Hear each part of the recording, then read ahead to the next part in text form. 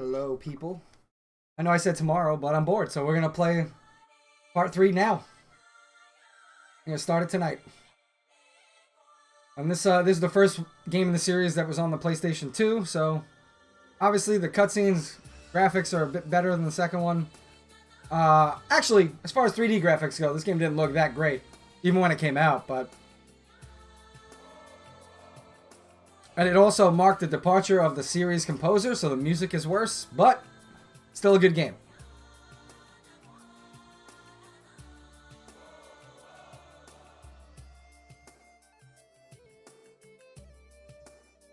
Excuse me.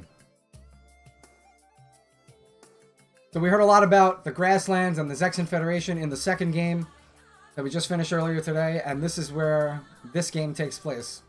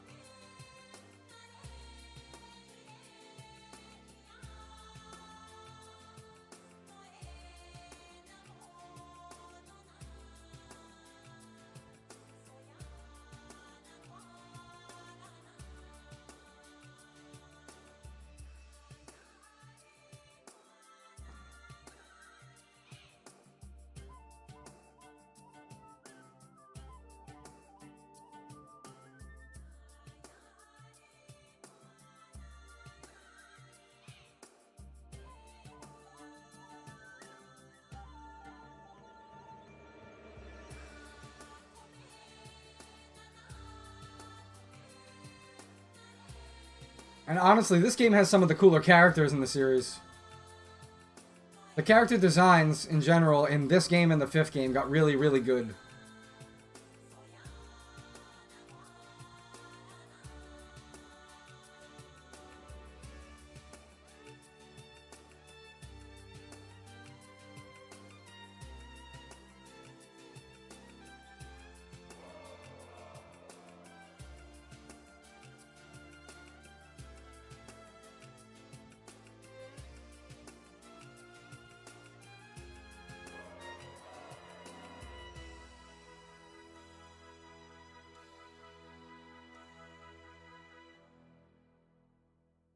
That's Godot, man. Godot is the true bro. I love that guy. Alright, so, start it up. You have to enter the Flame Champion's name. Flame Champion, you find out in the story, is somebody we never actually get to play as. Unfortunately, in this one. And I don't think they ever gave him a real name. So, let's go with Cooley. Would you like to load Suikoden 2 data? I would love that, but I cannot. It is a pain in the ass. What you end up getting if you load the second game's data is, I think some of the characters kind of keep their gear that are from the second game that carry over to this game. And like you get some other scripts to use in the theater. So this is the first major departure from the second game, which is that there's no one main character in this game. This is called the Trinity Sight System. They tried to come up with a clever name for this, even though they never actually say it in the game. It was like only in the instruction manual. So you get to pick between Yugo, or Godot, or Chris to start your game, right? And each of them have 5 chapters. And those 5 chapters basically make up the entire game. And I think once you get to chapter either like 4 or 5, they all come together, and then it's just, you know, you don't have to pick these anymore. So we'll start off pretty easily with Yugo.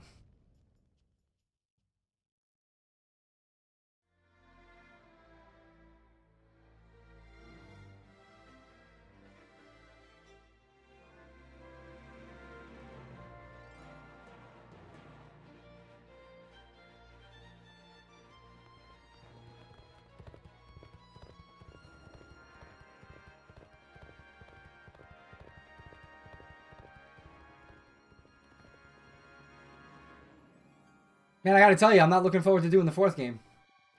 That game is bad. But we'll get to it. And that's, that duck fellow there is, Sergeant Joe. And that's Fubar. That's Yugo's griffin that he gets, though.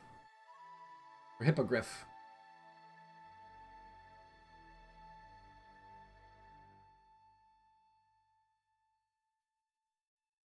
I'll go into, like, how the animals work in this game as, like, battle characters.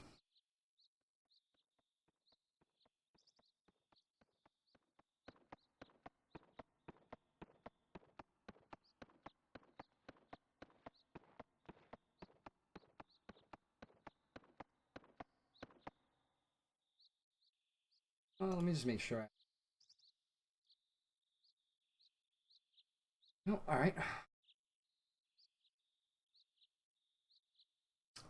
So that's apparently what a horse looks like in the grasslands.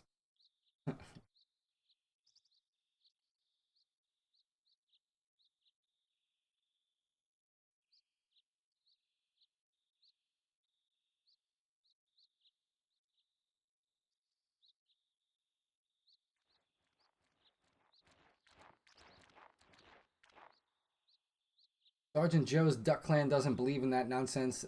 He says Duck Clan because the grasslands are made up of 6 different clans that all inhabit the grasslands as a whole. You have the Karaya clan, which we've seen in the second game with Lucia and all the Karians that join Highland trying to stop us.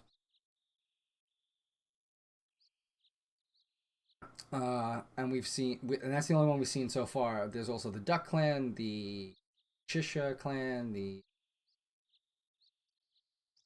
trying to remember the names of all of them. I can't remember them.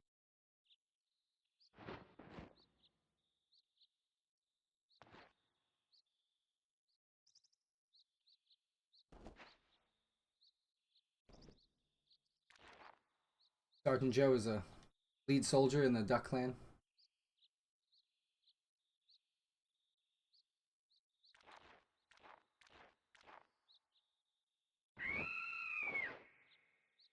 Fubar's a good boy.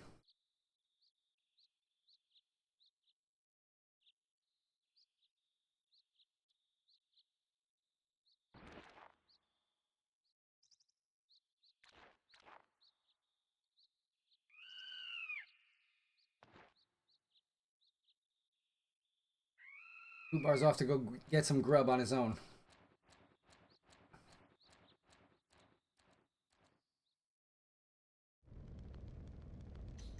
So that's just an introduction when you first get these guys. So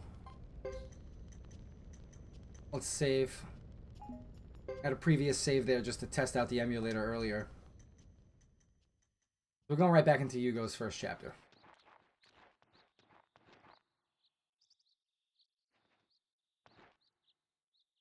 That's Lulu. That's Yugo's best buddy.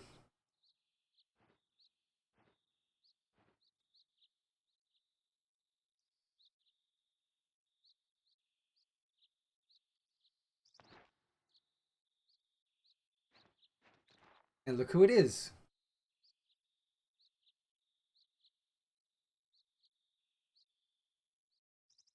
We've obviously seen her before in the second game. She was an antagonist that we just saw earlier today. For a lot of her. We fought her a whole bunch of times. She was working for Highland under King Joey, trying to gain some more independence for the Karaya clan in the grasslands. Obviously, didn't work out. But this is many years later after that. So the second game takes place 3 years after the first game. But the third game takes place 15 years after the second game. So any characters that we see that were from the second game will be aged up a little bit.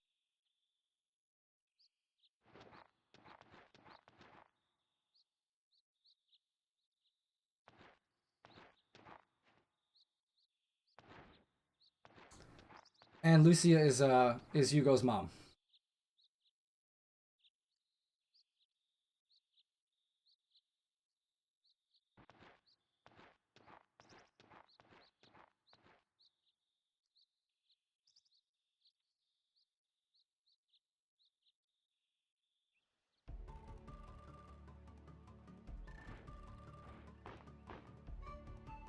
If he ate any more, he'd explode. Oh boy.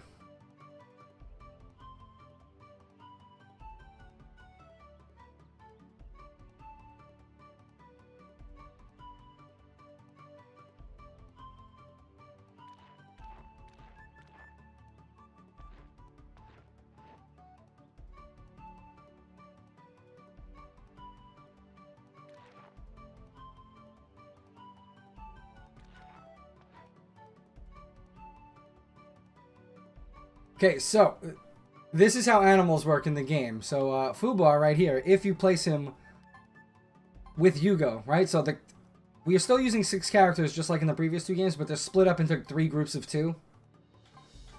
So if you're gonna use like a rune or something, you're only gonna use a rune on one of the characters. So like if I'm in battle and I choose to use a rune with Yugo, Sergeant Joe will just like attack automatically. Or try to attack, you know? He'll try to like move towards the enemy and attack, because it takes place in a 3D field. But if you have Fubar with Yugo, it now says mounted on the bottom. So now Yugo will be riding Fubar in battle, and will have much greater movement and speed, and still be able to attack himself. So he'll like fly towards enemies with Fubar to attack, and then attack himself afterwards. Having Yugo mounted on Fubar is actually like OP as fuck. Same thing with like other characters that have mounts later. There's a few more. And if we want to make Sergeant Joe and Lulu act independent from each other, we'll just put one of them in one of these slots. So now we're all set. Let's do the settings. Message speed fast. Formation status. So one of the new things to Suikoden 3 over the first 2 games is the skill system. This is something that stays throughout the rest of the games. So you see there it says heavy damage, counterattack, swing, accuracy, wind magic. Each character has a certain aptitude in these skills that can be leveled up by doing fights and getting skill points. So they can be removed and replaced at will, but then they'll have to be re-leveled up, pretty much.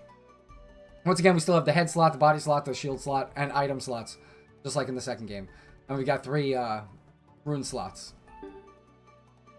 What did that say? Hold on. Status. You can also read a little profile on each one in this game.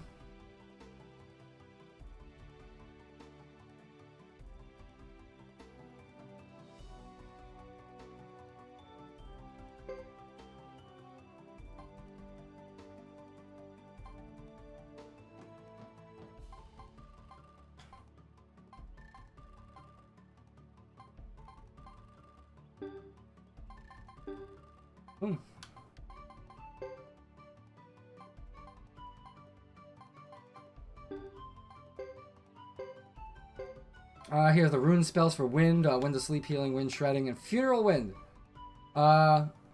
This is a different spell than in the previous games, I'm pretty sure. Chance of instant death. So, magic in this game is a little bit different than in the first 2, where it has cast times. Well, you have to chant, actually, like, in time. Like, while movement's happening in battle, you're chanting. So, using magic is generally slower than just normally attacking. But certain characters, if they get their chant speed up, and they get their aptitude with a certain element up, they'll cast those spells very quickly. And spells actually can affect your teammates as well. Like AoE spells can sometimes hurt your teammates if they're in the field of effect. You'll see that mostly with the Rune of Fire, or Rage, or True Fire in this game. And then you have Sword of Cyclone here, right? So there's one of these for each element. Raises characters' wind resistance, so you can give that to someone on your team, like protect them against elements. Or you can imbue their attack with a certain element instead of like putting like the rune on their weapon.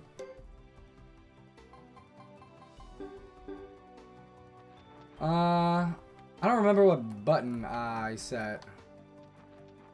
What was it? This button? No. I could swear I had a button set to Thanks for the antitoxin, little one.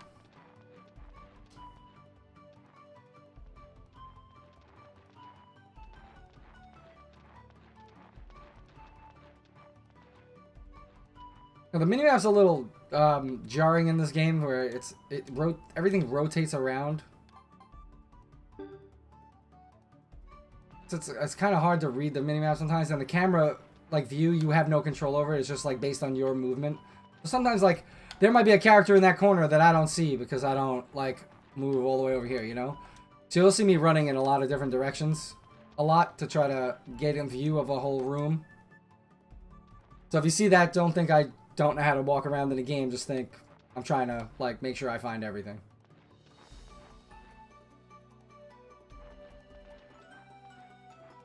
Hugo, are you practicing properly? If you need somebody to practice with, come see me anytime. So this is a trainer. So you have physical trainers and magic trainers. So if you test the character, right, you're testing aptitude, right? So you want to see fairly good match, average, perfect match. It will take time. Natural ability exists.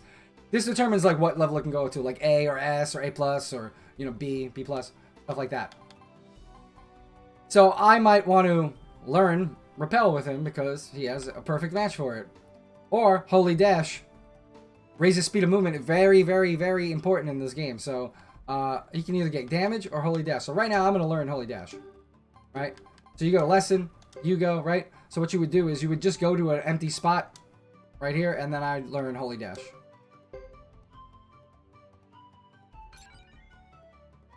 Okay, and that's actually the thing I'm going to level up first. Like, most. Alright, so I can't level that up right there. Boom, boom, boom. And the next is swing. Swing is actually, this determines, having a high swing skill means that you can attack multiple times in a row. Like, we've seen that in the other games where characters multi-attack. But now you actually have a visual thing to determine how easy it is to get it. Natural ability exists. Let's see. Average on swing. Natural ability exists. So we're just going to level up his accuracy here. And then his damage.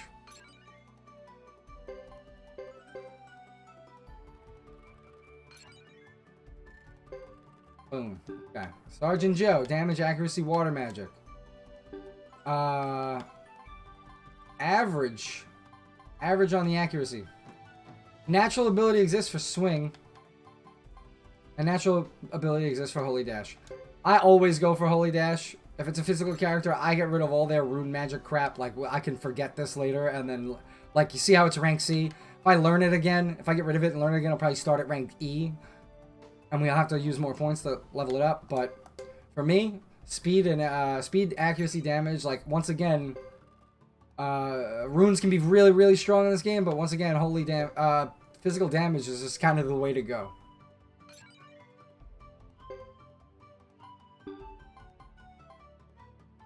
Lulu, I'm not gonna even bother. Fuck that guy. He sucks. He's a weak-ass bitch. That's the way out of town. And, like, you would think you'd be able to use the right analog stick to, like, move the camera around, but, you can't. Look at this lady. That's Anne.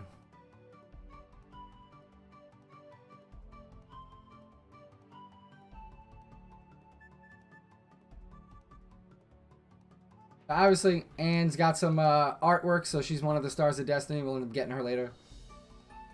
She wants to open a bar. When she says Ironhead, don't you ever trust those Zexan Ironheads? She's talking about like the Cryo Clan doesn't use like armor, like heavy armor, like metal armor. So when they see soldiers wearing helmets, they call them Ironheads from Zexan.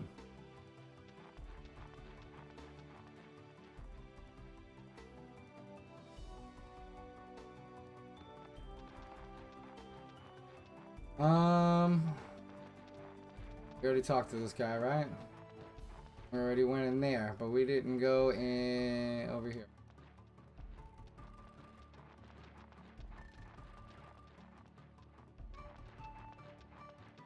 I think one of these houses is the ones we gotta go to.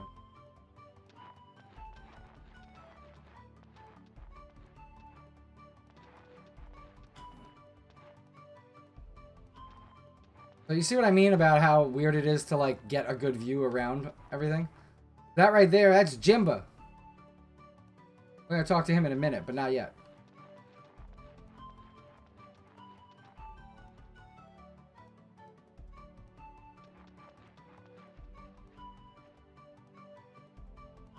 And once again, we have rare finds in the shop.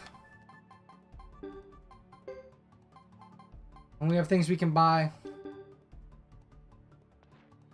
Status conditions are more prevalent in this game. You'll see us getting like silenced, confused, stunned, all that shit a lot more often. Poisoned. I think this might be my house. Or the blacksmith. Oh, innkeeper. And I already talked to this lady. I will have the medicine. Thank you, kind duck man. I know you can talk to Isla somewhere around here. We gotta go find her.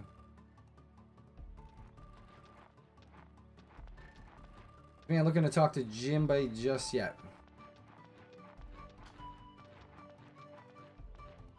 Oh, is it here? You have to go all the way around? I think you have to go all the way around. So this is what I mean about that. Like the movement in the game is a little weird.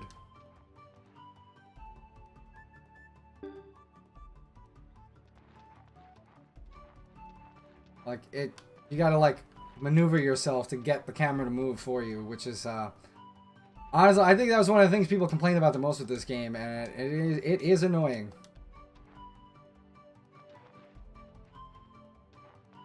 Is Beecham. Now, you remember in the second game when Lucia lost in a fight in one of the war battles, she was like, "I'm sorry, Beecham." She said that, and so that was the first time she mentioned him. And he's just about like an old warrior from the village.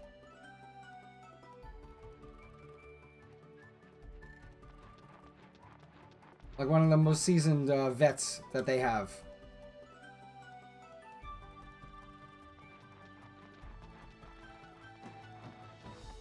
This must be the blacksmith house. Oh. I guess not. I know you can talk to Isla up in here. I just don't know where this house is.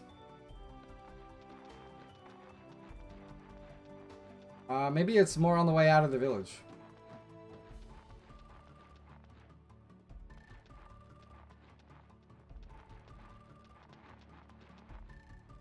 Maybe it's this one. Maybe I didn't go in this one. Oh, it is this one. Look. The artisans are excellent. I'm glad I came here all the way from Chishire. So that's what a Chishire clan guy in the grasslands looks like. They're a little more... They're the closest, I think, to Tinto. So they look more like, you know, normal clothes. Here we go. We have a blacksmith here. We can forge our weapon if we want. We only have 1,000 potch. And weapons generally start at a higher level than... So they're both 5. Oh, well, he's 3. He's 5, and he's 2. So, Yugo's always going to win that battle. Boom, so we got it at level 4 now. That's the best we could do. There's Isla. Isla's another one of our characters that we're going to end up getting later. She's strong as fuck in this. She's actually really good in this game, too. And she has really good earth affinity. FFP sure has changed. I would love to see a 3D FFP. That would be wonderful, man. I'd play the fuck out of that. There we go. Here's Jimba. This is Lulu's older brother.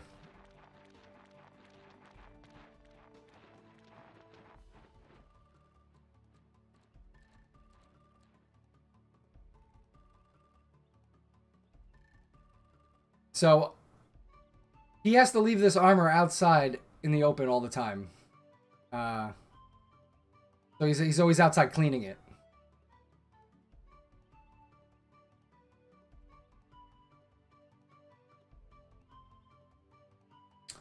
And it's the armor of a Zexan soldier.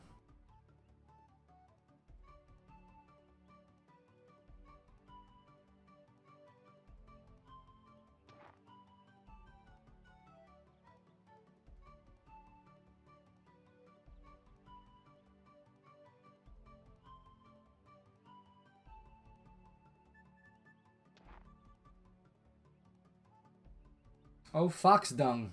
Damn.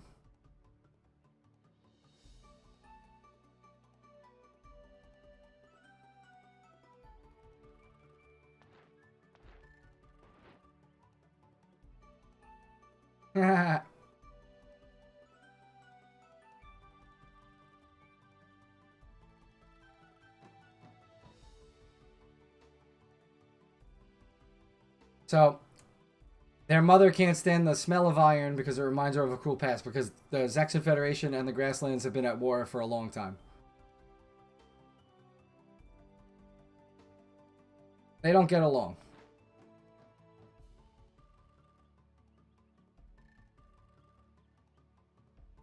And this is Luce. That is Jimba and Lulu's mom.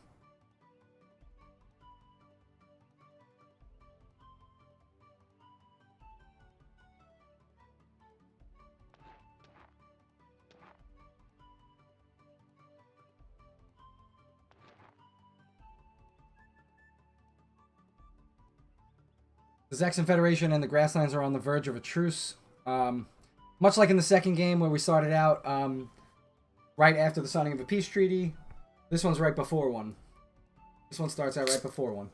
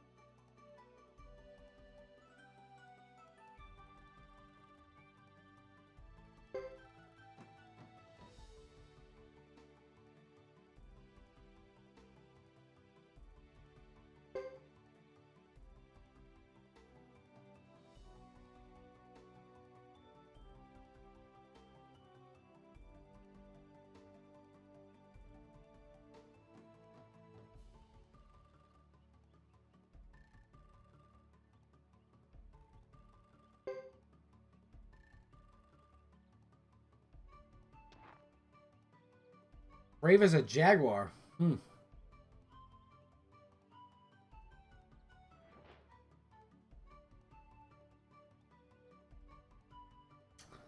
So Sergeant Joe's gonna come with us. Lulu also wants to go.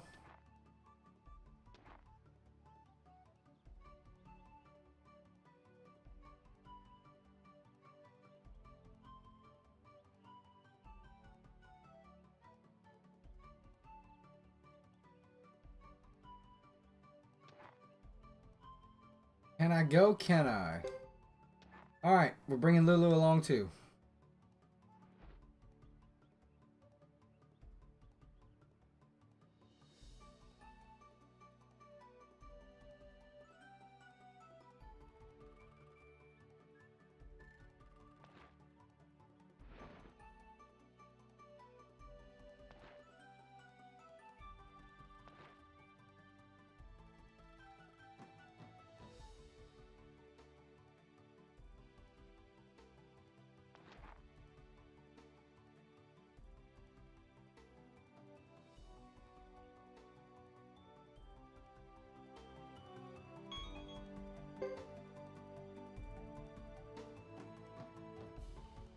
You may encounter monstrous enemies in the woods. If you do just run, you'll never beat them. So this is actually a real thing. Sometimes you'll encounter enemies that are way, like, sort of like area bosses, and the music will be different. And right now we'll probably get our ass stomped in by them. So that's good advice to run away. Can't talk to Luce? Oh.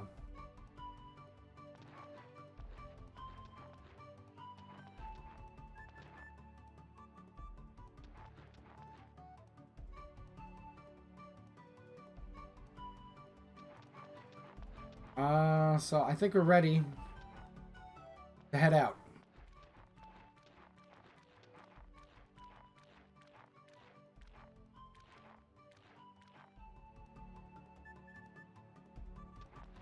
Or it won't let us leave. Oh, wait. That's Jimba, right? Is this mine? Oh, that's the blacksmith house. I think this is mine. It's hard to tell where your house is.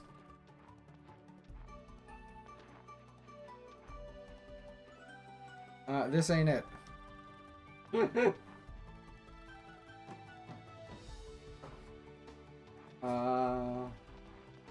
So fuck it, we'll just go in every house.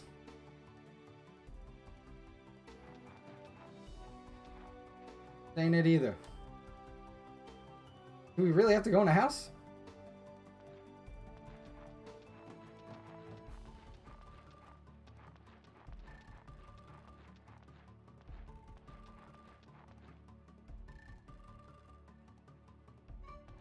Here we go.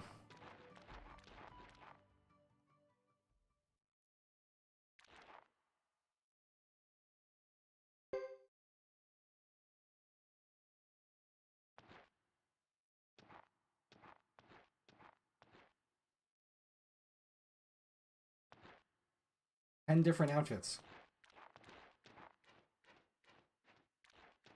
A Duck Clan outfit is basically just a shirt.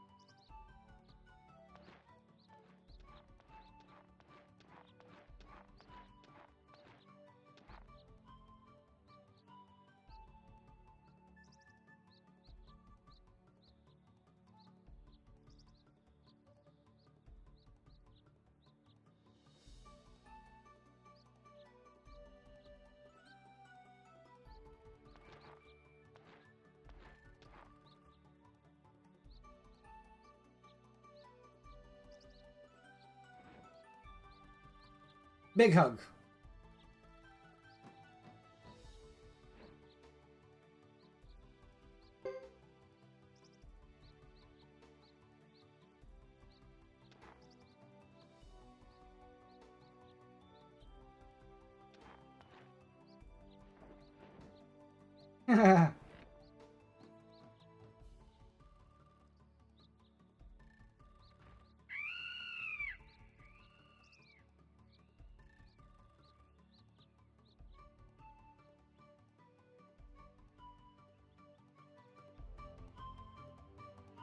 So now we can't go back into the village. We actually have to leave, so. And there's Jimba again at the exit to see us off.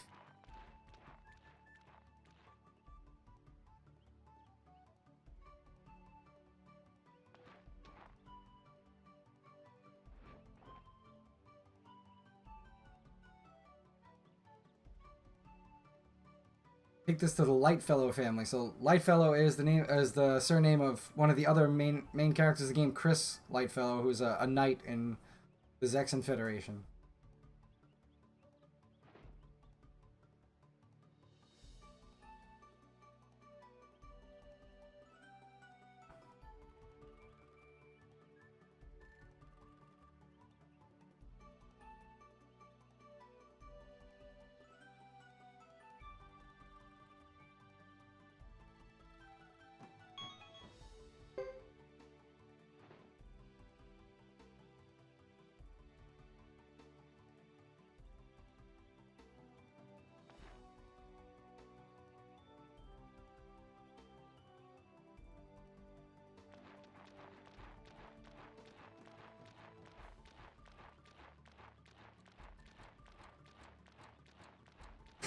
I love how Fubar walks in this game.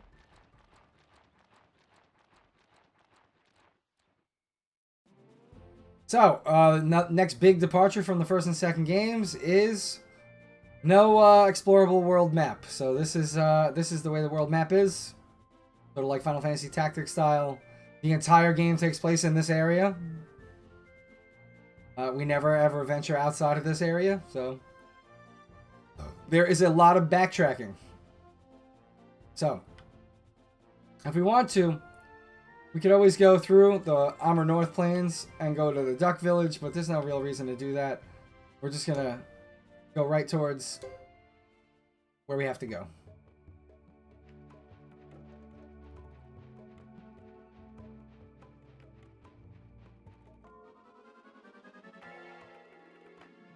So here's how fights work. So like I said, it's 2 characters at a time. And movement and rune,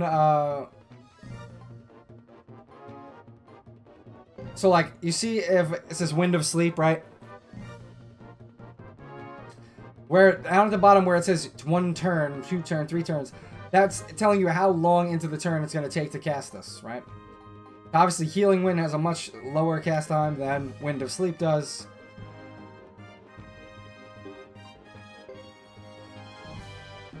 And this would actually be...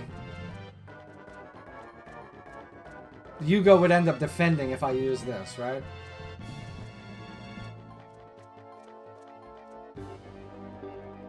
But if we go to attack, you'll see the movement icon, how long it will take him to get to that enemy, which is very short.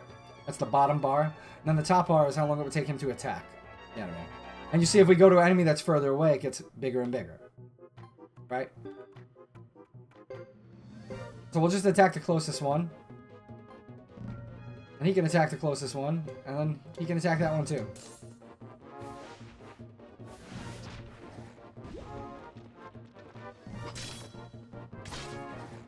Since we were smart about what we were attacking, instead of making Lulu go across the whole field to attack that first enemy, we got our attacks all in before the enemy could act. So it's not like super vitally important to position characters a specific way, but it does help. And you could also just do auto battle.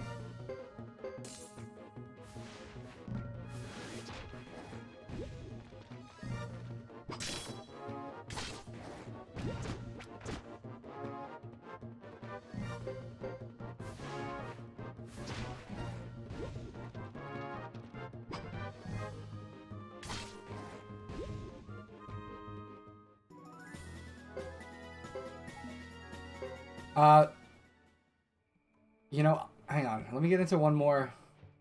Actually, I don't think it matters. We can just... On the next screen. Yeah, there is a second one. Okay, so...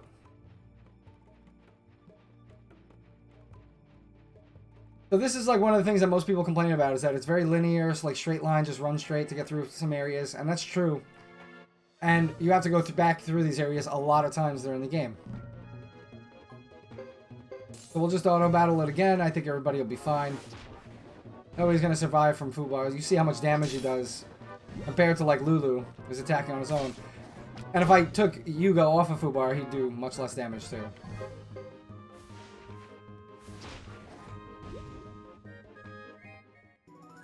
So at the battle screen, you'll gain experience, cash, skill points. But those stars that you see on the characters are how many kills they got in the match, in that battle. So Yugo got 2, Sergeant Joe got 1, Lulu got 1. I think any kills while you're mounted count for the character that is mounted onto the animal. Yeah, it's a lot of like running straight through areas like this with not a lot going on as far as like exploration, treasures, stuff like that. And that is why people like kind of yell at this game. So here's Brass Castle. This is one of our first town areas that we get into, that we can end up coming back to a lot. Look, there's a puppy. Hello, puppy.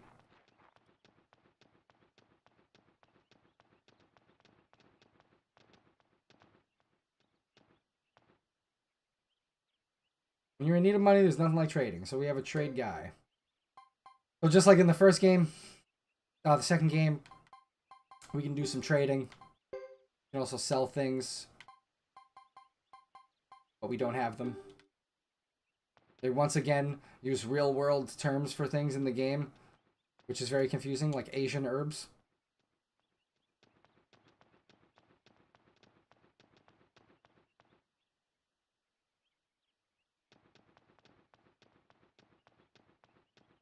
The Brass Castle is just like a fortress that's in grassland territory, so it's not like a locked out place like anybody can go pass through and stuff.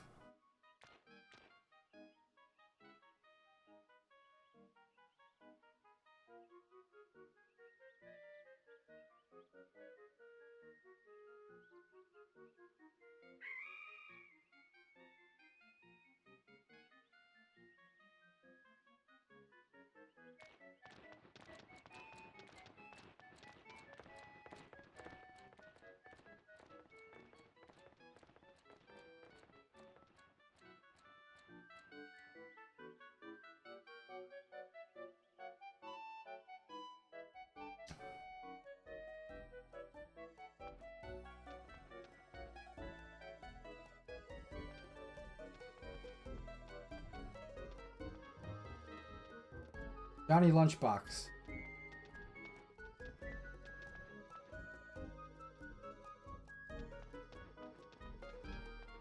Hey, guy, come back.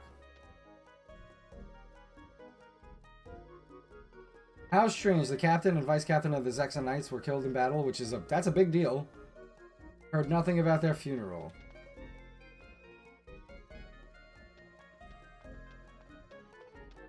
A lot of times I'll run along the bottom so I get a clear view of everything, you know?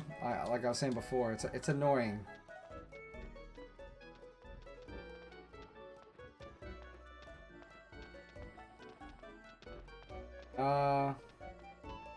Was this the...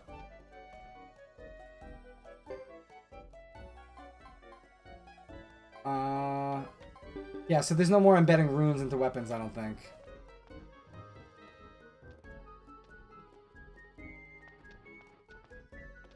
Got ourselves an armor guy here.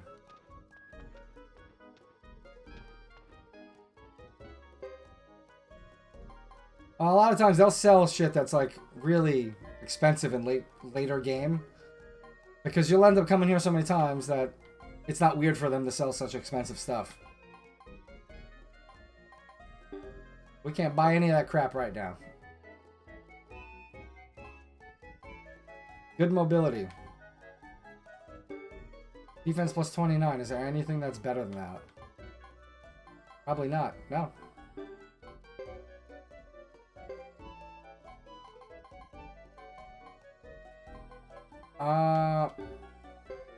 We're not gonna sell anything yet. Look at this here. This is Bell. Just because of one screw.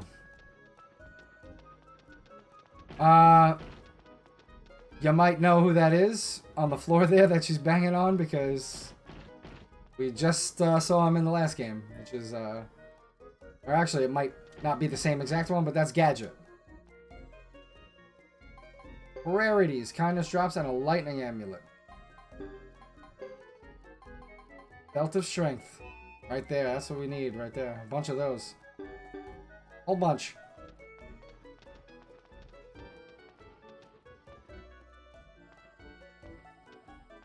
This game had a lot of frame drop issues as well. I wish this game were made later in the PS2 lifecycle. It would probably run a lot better and be way more optimized.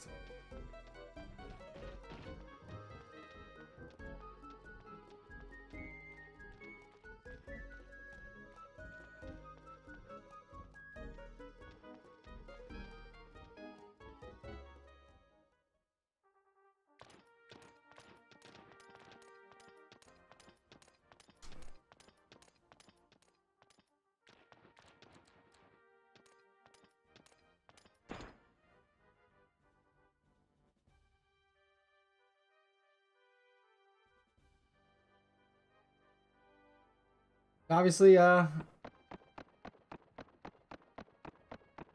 there's Chris.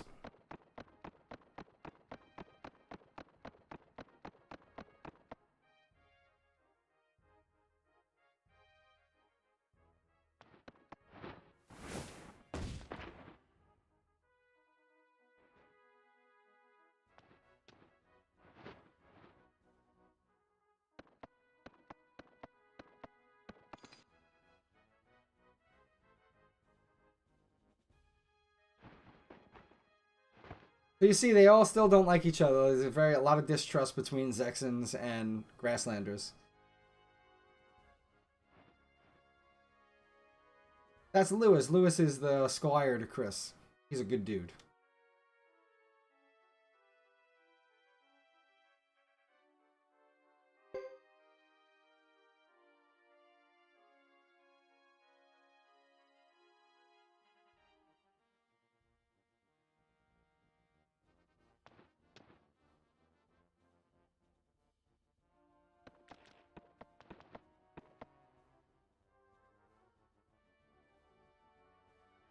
Roland. Roland's a bro.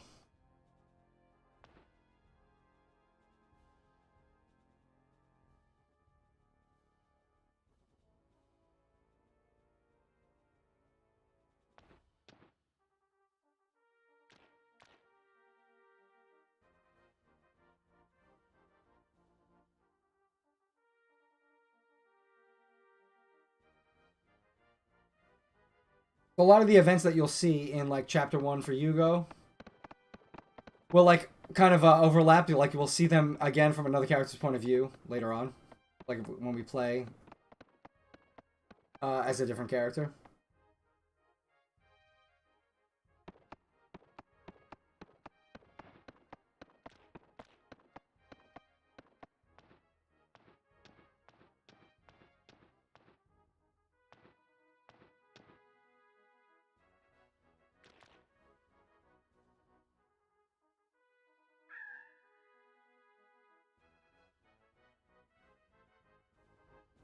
I think Fubar had to pee.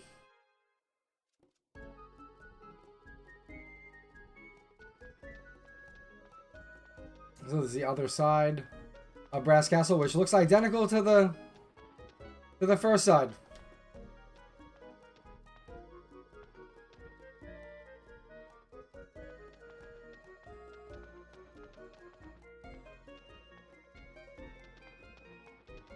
Don't let me catch you prowling around here too often.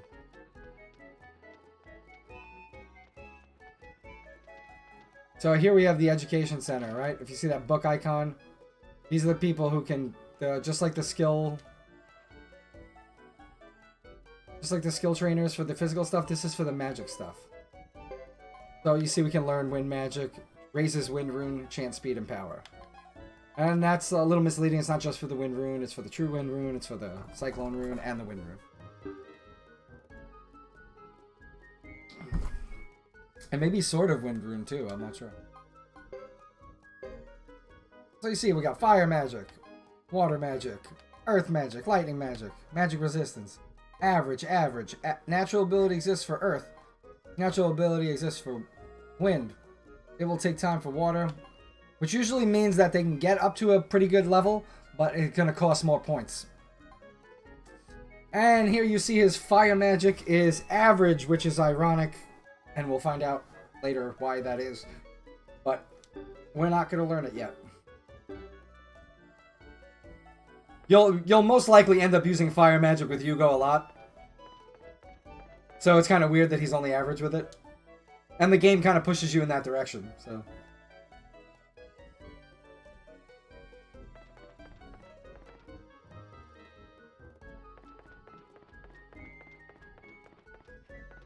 You see, I might never have seen this guy if I didn't run around.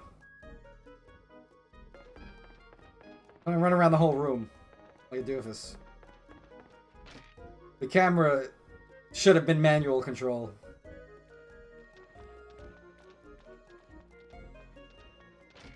Here we have a rune shop. And look who's behind the counter. Of course. You meet her real early.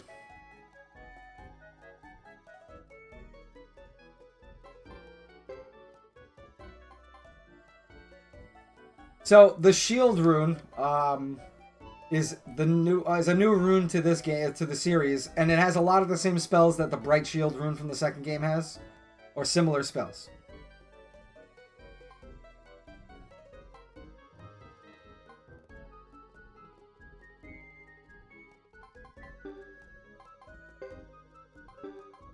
Now, if we wanted to, we could remove the wind, the water rune, the sort of cyclone rune. And we could probably sell them for like a decent profit. But we'll just leave them on. Fuck it. And of course, there you go. There's a dude who's just like in love with Jean because that's how it'd be in these games.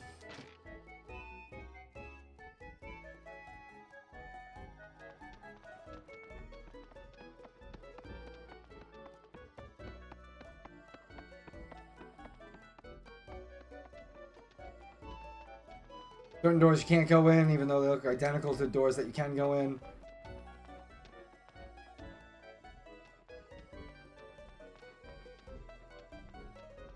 Off we go out of Brass Castle. I think we're gonna be at the big ass bridge now on the other side. Yep.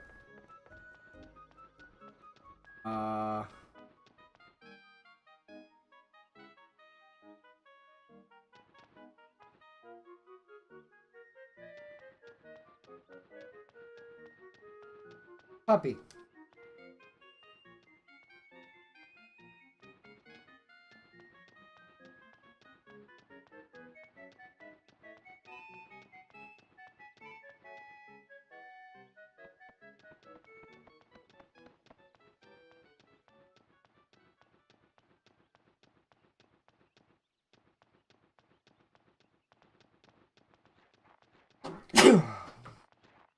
Oh, I forgot that I can actually save now.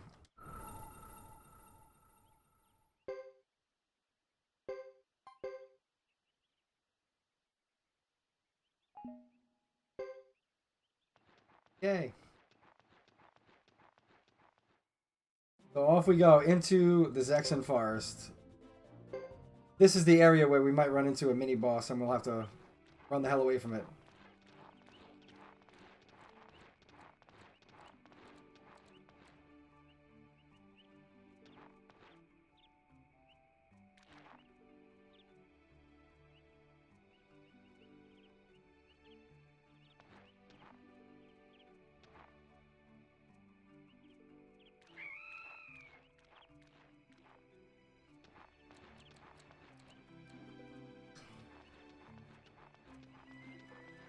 So this might be the first time we get to the respawning treasures sort of system that is in this game.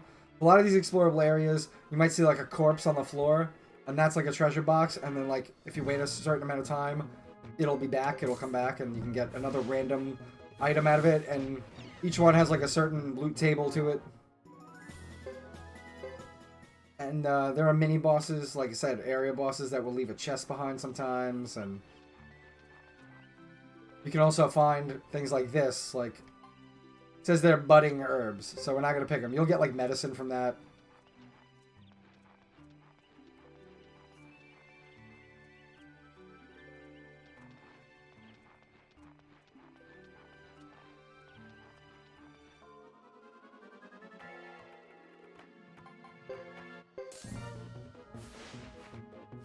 I don't know what happened to my damn mini-map.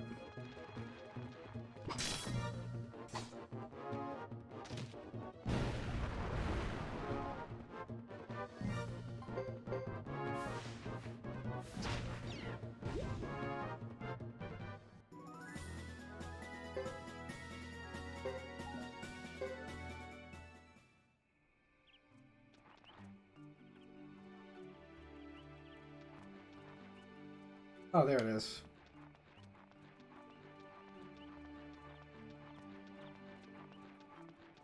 There's more herbs that I'm not going to pick. And, like, the longer you wait, they will actually get... So, like, medicine is different, like, medicine in all the other games is just medicine. Or mega medicine, you know, but... Now they have, like, letters to them, like medicine D, medicine C, medicine B, medicine A. And they all heal for different amounts. Obviously, you want A. And the longer you wait to pick those herbs, the better they'll be.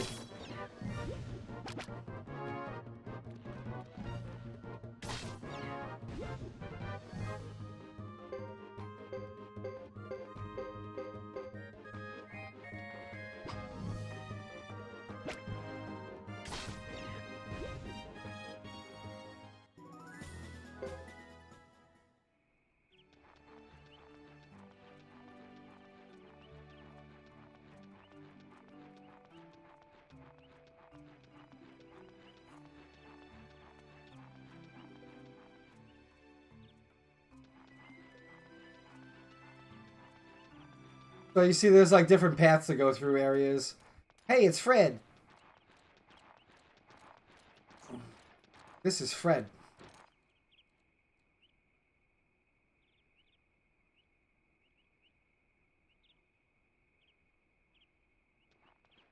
So if you say, hey man, I've seen a knight who has a weird squire before running around behind them, like with travel bags, you might be thinking of Maximilian and Sancho, and you'd be right to assume that.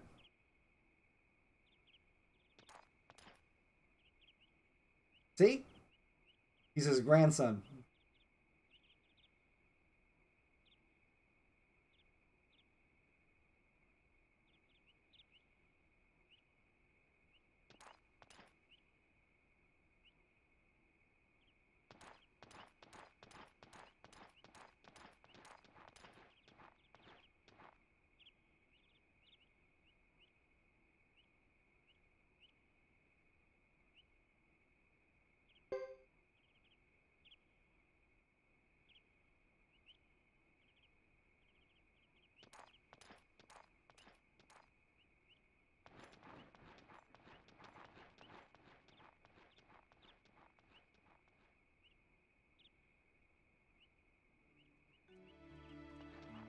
So we can go here and cut through like some of these bushes here, and we'll probably find an item here.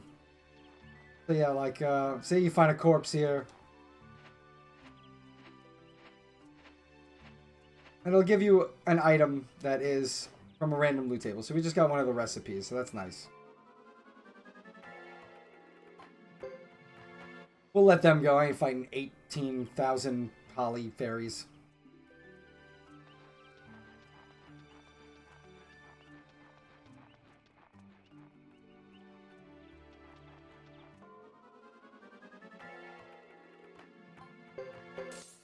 We'll get these guys, though.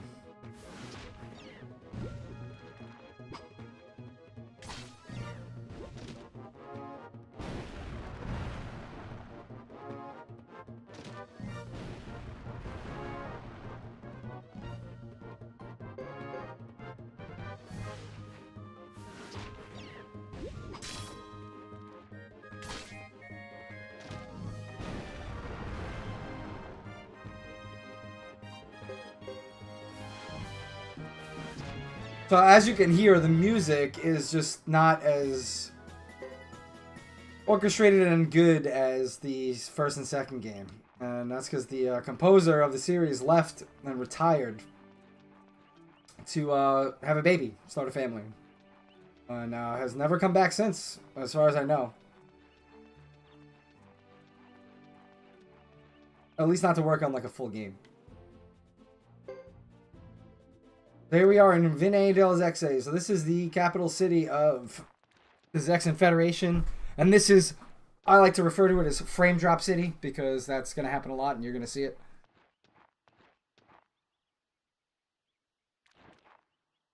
Like, this game didn't run at 60 FPS anyway. And it came out around a time where games were, it probably should have, but it didn't. And it goes down to like 10 in certain parts of this town. Hide yourself in the woods. Bye, Fubar.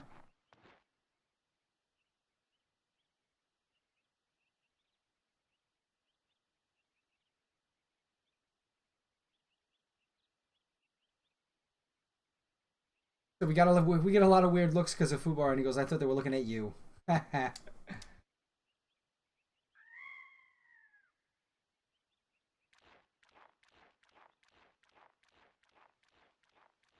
Poor Fubar.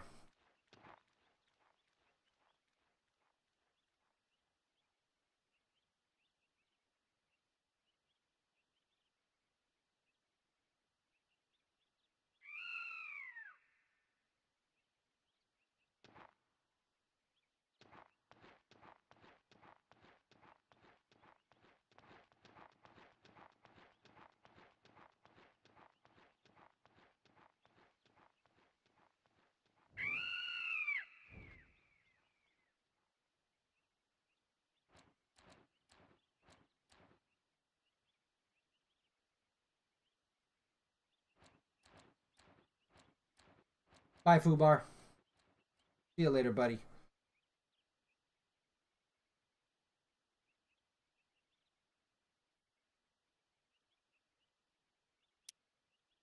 So Fubar is left, so now Yugo's on his own. No mounted attacks.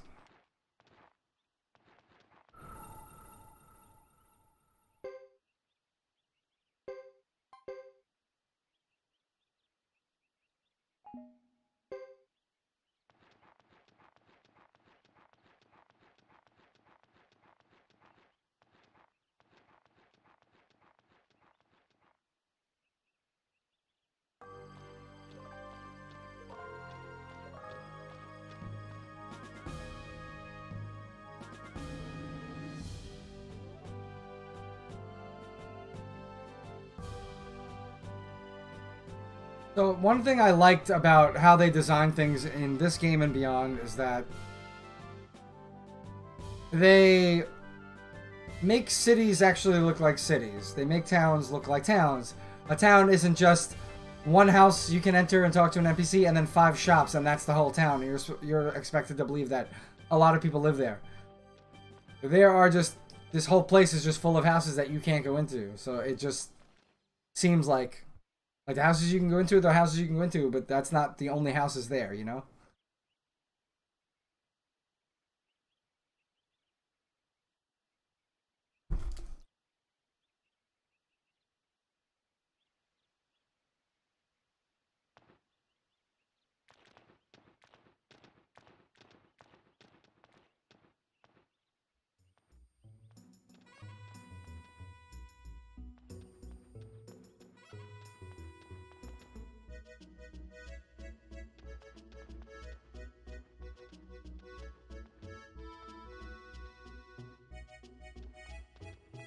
Sir Boris.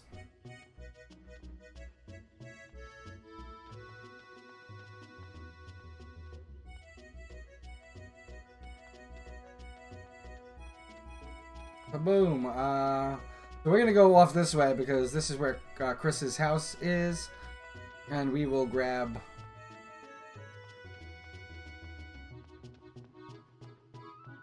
The cutscene where he has to give that pentacle over.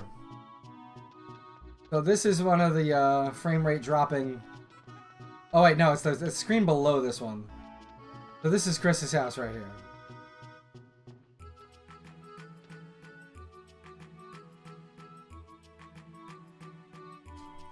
Not sure how he knew where the house was, because nobody ever explained that to him. Maybe it said Lightfellow on the fence.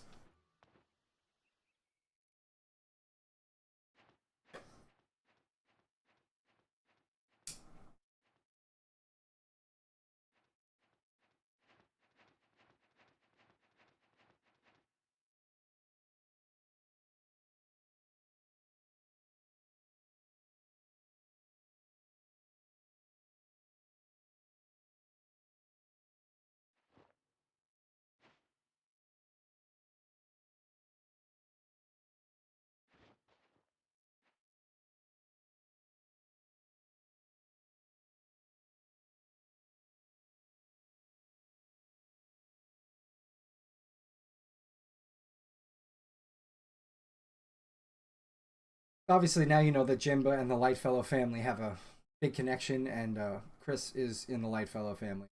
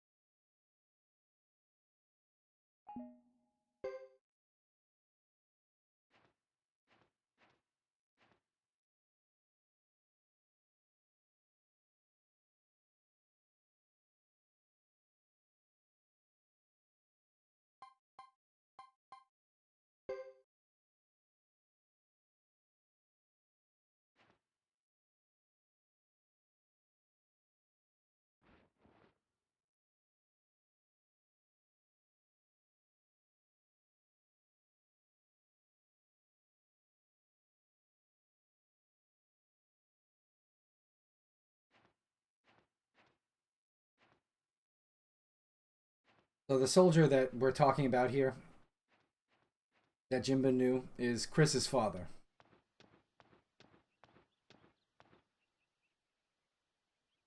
Who is deceased.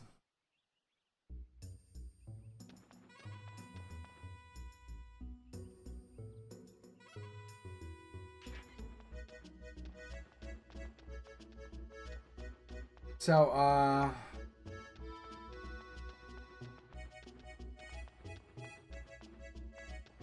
see if we can find. Yeah, here's some more of our. Here's some more of our Stars of Destiny that we'll get later.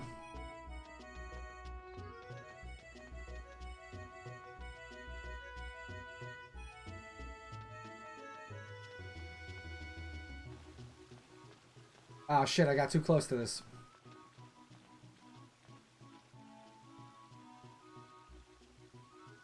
But this is the Zexan Council.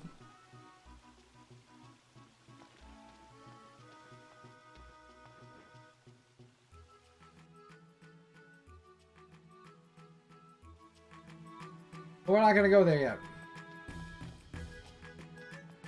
Is what's his face out here? We're gonna explore the whole town first. So this is Frame Drop Central over here by the port.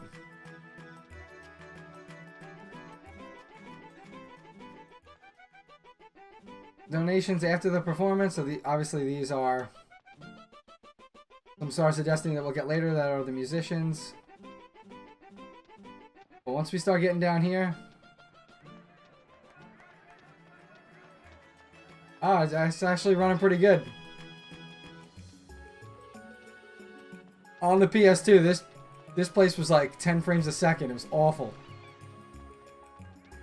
Ah, it's holding up here, though. Alright, so... There's the inn.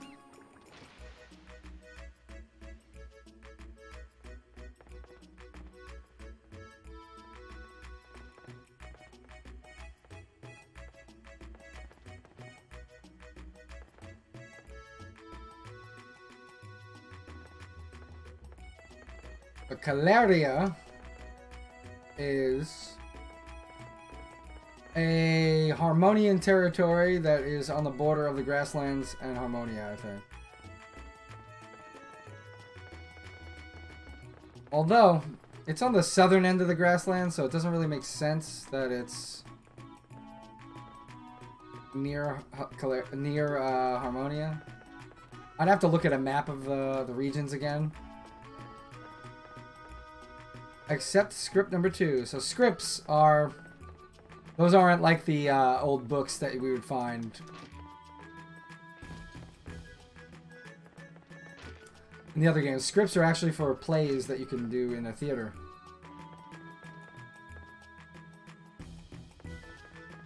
Anybody you see that has like the Middle Eastern kind of dress is from Caleria.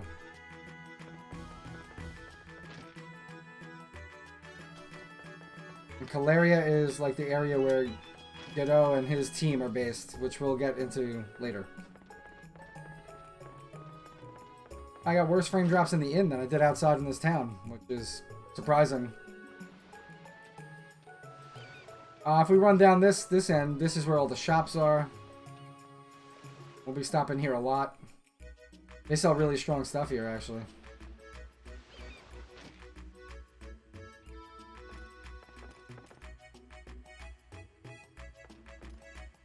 And this is the guy that's going to end up being one of our armorers. He kind of looks like he's from Lake West. I'm not sure.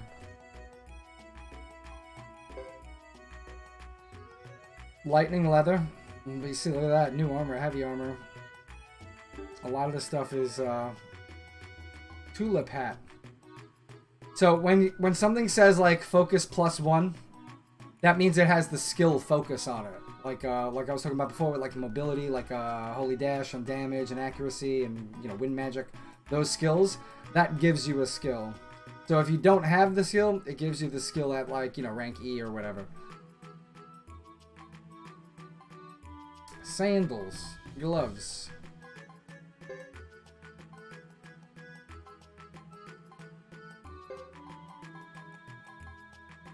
Unfortunately, in this one, power gloves don't give you actual damage.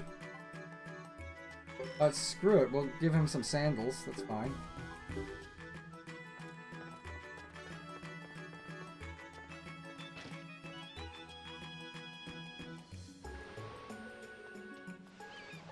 Oh, and this is like our Vincent DeBull guy. He's here for a long ass fucking time, just staring at the ocean. So we also have the blacksmith here, and then I think we have a lottery agent here. Yes. So the lottery is something new in this game, right? So it draws a letter and 4 numbers. And based on what you get, so like if you just match the last number, see? You'll get 3,000 potch. If you match the last 2 numbers, with those 2 options, you get 30,000. The last 2 numbers on the second one, 100,000. And if you match the last 3 numbers at the top one, 500,000.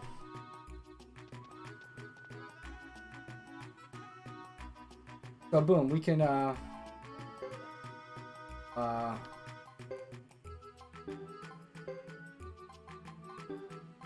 so I like to buy random. Buy 3 tickets to that. And you have to wait a bit of time before the results come up, but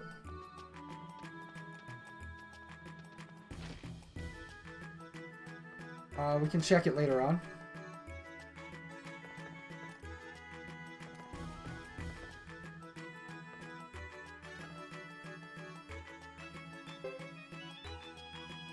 And this guy can get our weapons up to level 7, so if we wanted to, we could grind for money, sell everything we pick up from battles, and get that leveled up, but it's not really that important for us to do this right now.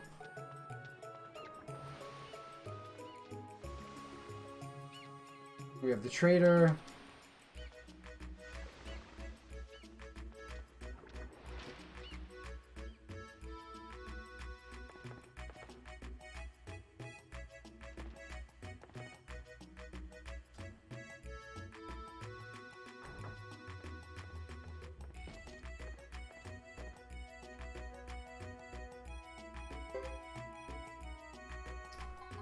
Yeah, that crystal ball is made cheap right now.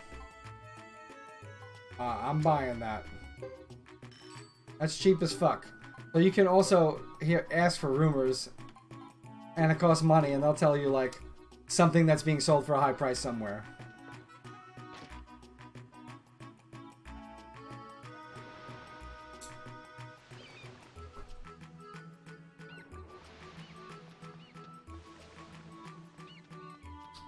Then we have the appraiser shop here, which isn't marked on the map for some stupid reason.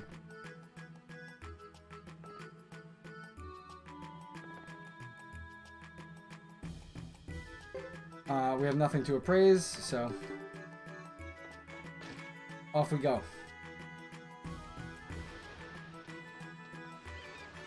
And the rune shop.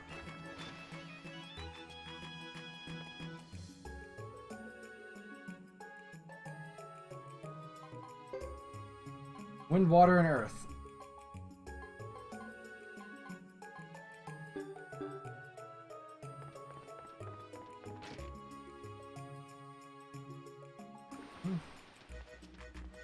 And then you have this right here, which is this alleyway that you can go down.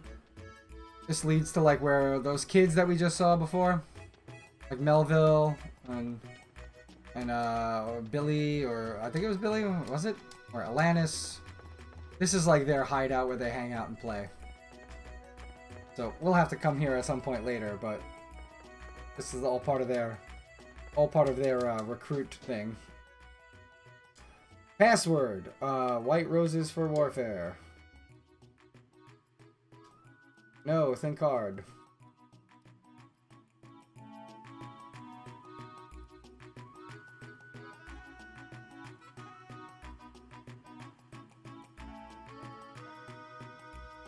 So let's try that again. Let's just say nothing.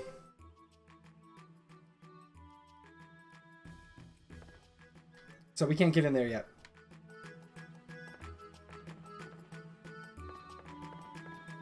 And that's Vinay XA for now. Now we can go to the council building and continue on. I really wish this game ran better, especially on an emulator. Like, I wish like the frame rate issues were fixed, but hard to do that.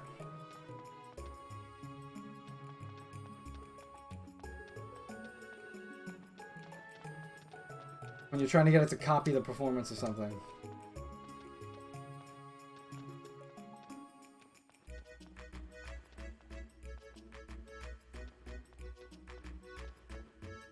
Oh, Elliot.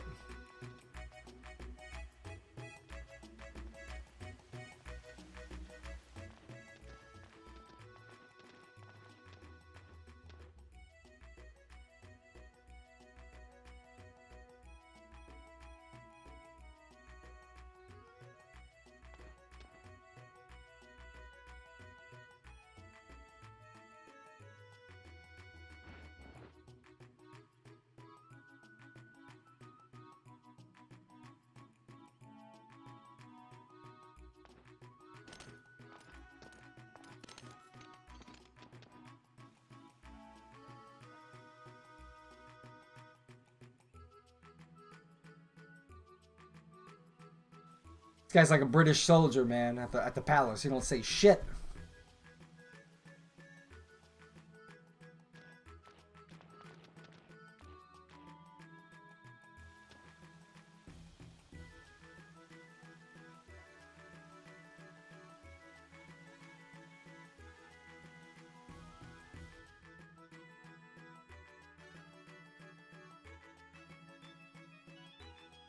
He does speak.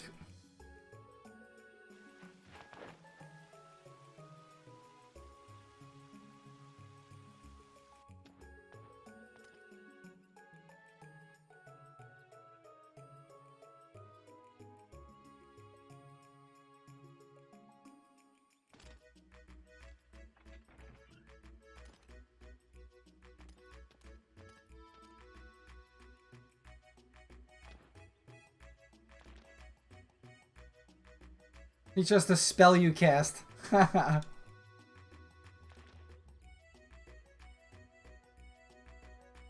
Oh, the Lizard Clan. Alright, so there's the Lizard Clan, the Karai Clan, the Cheshire Clan. And then there's 3 more and I can't remember the names. Oh, the Duck Clan. So there's 4. The other 2, I can't remember them. One of them we never end up seeing in the game. Oh, the Almakinan, that's 5. Yeah, the 6th one you never end up seeing, I don't think.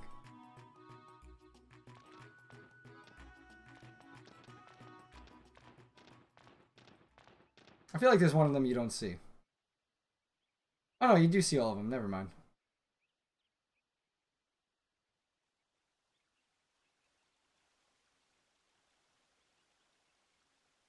You won't see us for 2 to 3 days.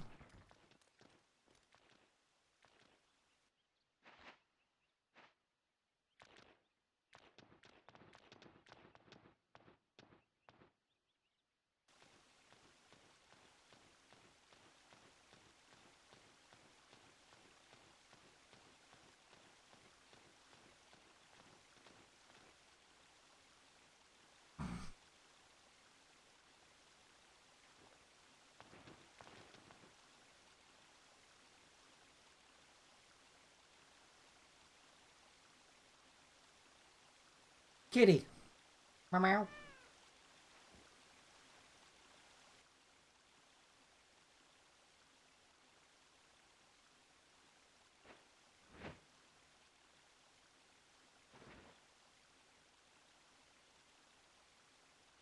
So we're going to be off to the inn.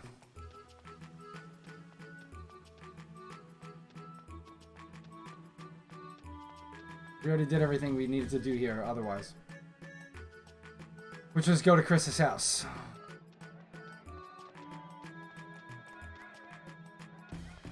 Oh, wait. There's also this. Guillaume. So you know that is how you say William in French. It's my name.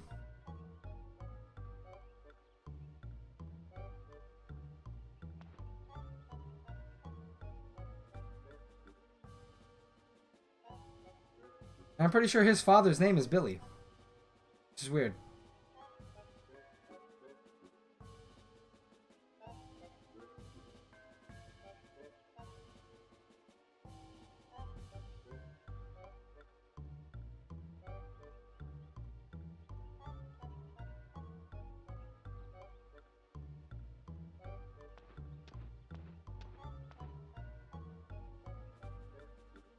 So Melville's dad is a bit of a known name around town for being like, you know, kind of like a scam artist. But this guy's a weird, like, pedo, so. And Melville gets very mad when people talk shit about his dad.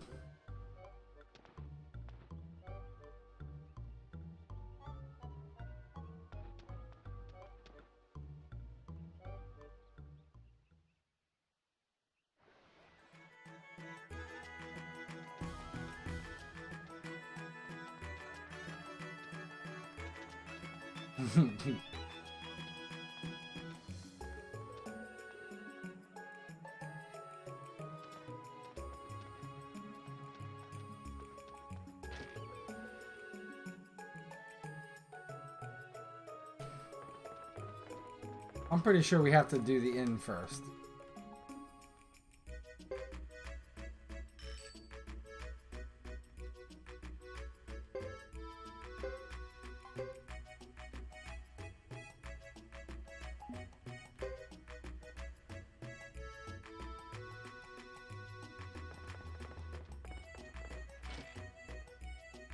They'd be like, oh man, that kid never came back. Blah, blah, blah, blah, blah.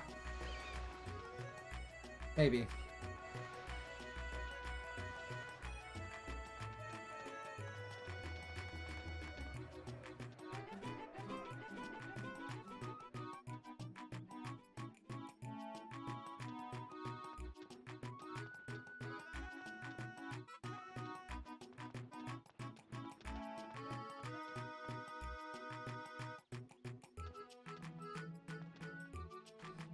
Uh...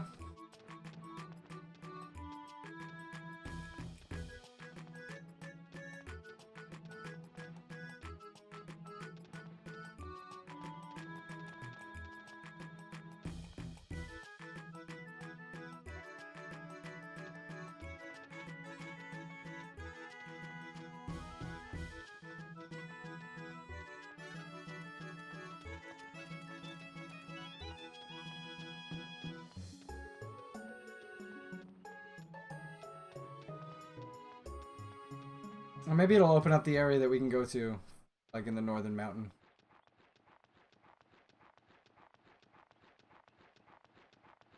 Should see Fubar come back to us also anytime we leave. Okay, we can't go there. Maybe I'll go to the kid's hideout and maybe that's where we'll get this quest to go to the mountain. I'm pretty sure we gotta rescue this kid.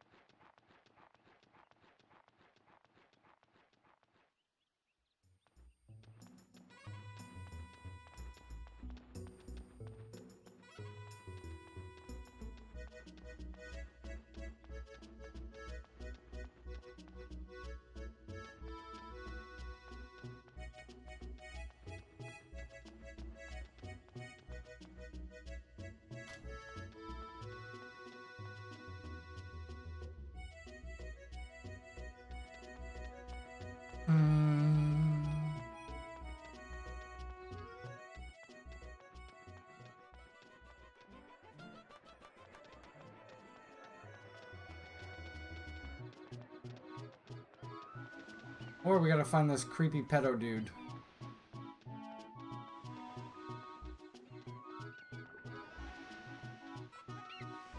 Anyway, we'll take a look around town.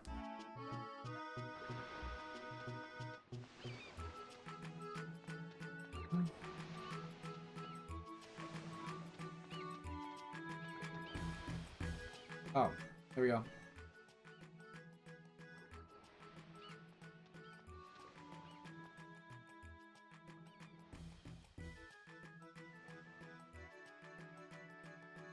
Bean soup.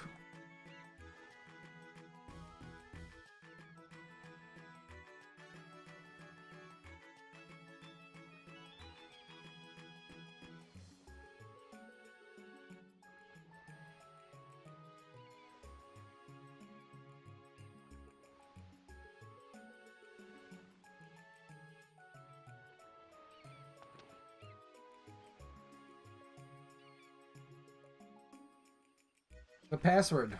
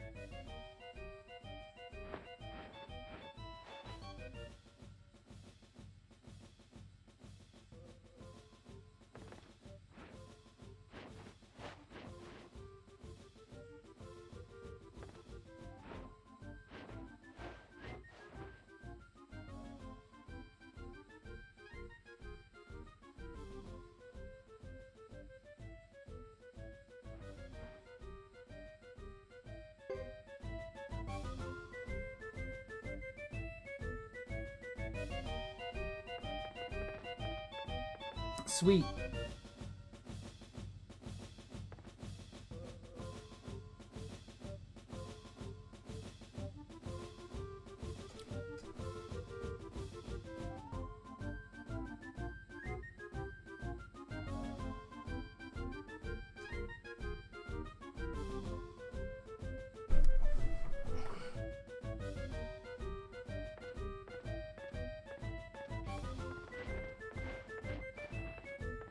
I gotta get some food soon and get my uniforms in order for tomorrow for work. So we're gonna do this this part with the kids, and then we'll cut it there. But we got a dungeon to go through first.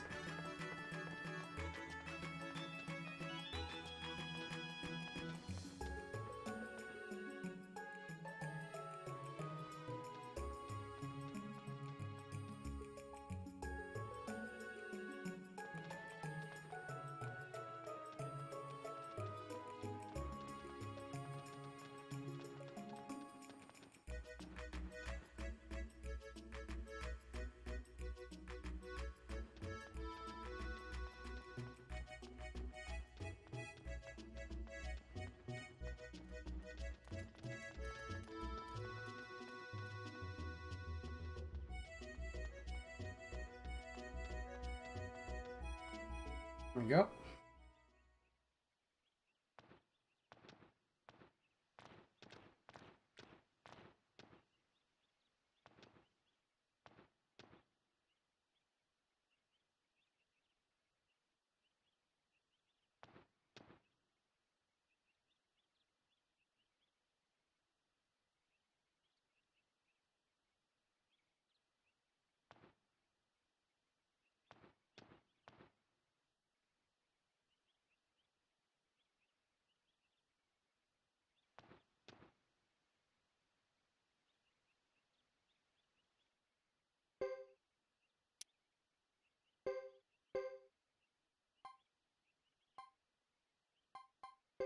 We'll keep Lulu with Hugo. We'll keep Melville with Atlantis. And because you have to keep characters together in their group of two if they have a unite attack. Like, so like if I put Melville anywhere else, they can't do the unite attack.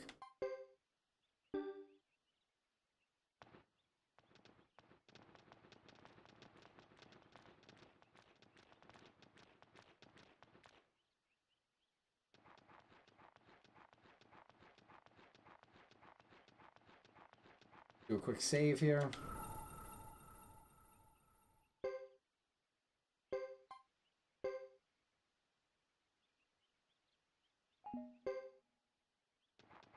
All right.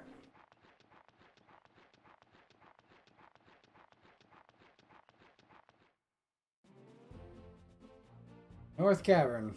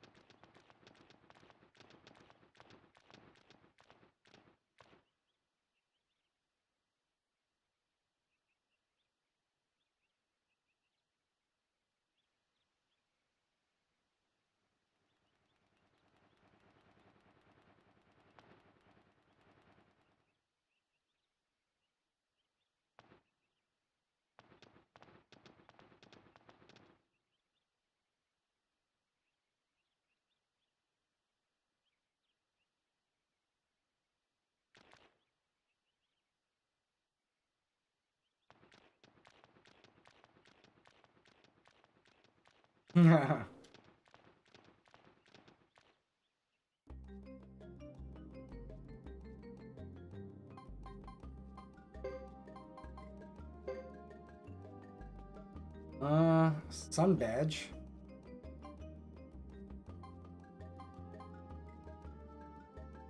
Looking for Satan's ship. Satan. So when you have somebody in your, like your entourage, pretty much. Or your guest slot. Let me see something, actually. Can I...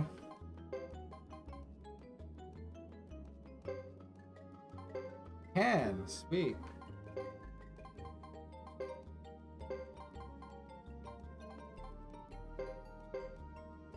Boom. So, when you have skills, certain skills you can actually use outside of battle. So, somebody like Jean, for example, who has like Rune Sage, can pull up a rune, can attach and remove runes while you're out in the field. It also makes your characters chant faster in battles, automatically. But you see, like, I mean, like, a big complaint about the game was that a lot of the dungeons were like this. Just walk in a straight line when you get to the end of the dungeon.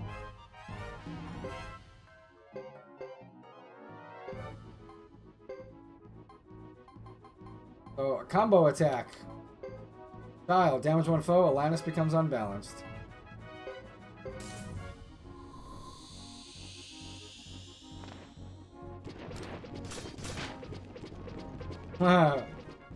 One damage.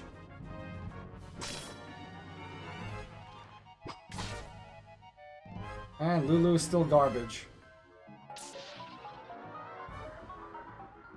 She's unbalanced and asleep. Oh my god. So, sometimes when a character gets killed in battle, if there's another character, just like the previous games, if there's a character that's close with them, they'll become berserked. So Melville is now berserked. I was really hoping to get out of this battle with without a death.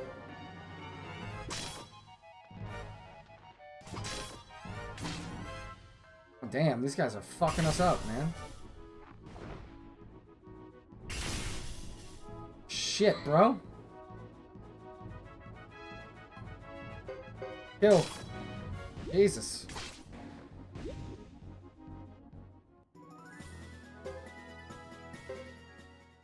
Got fucking wrecked, holy Christ.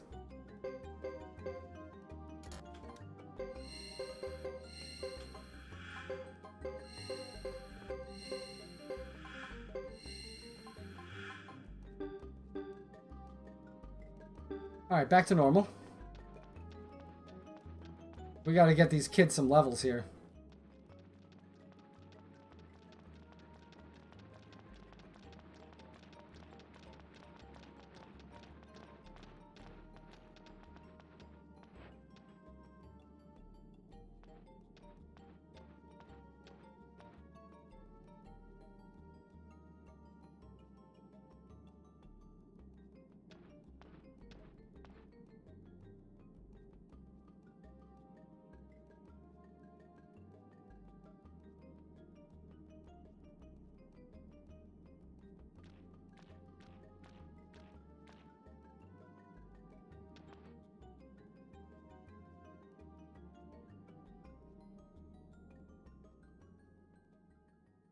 Taking a little rest inside the cave full of magic mermaids trying to kill us. No problem. Uh-oh. That took a long time. I thought the shit froze.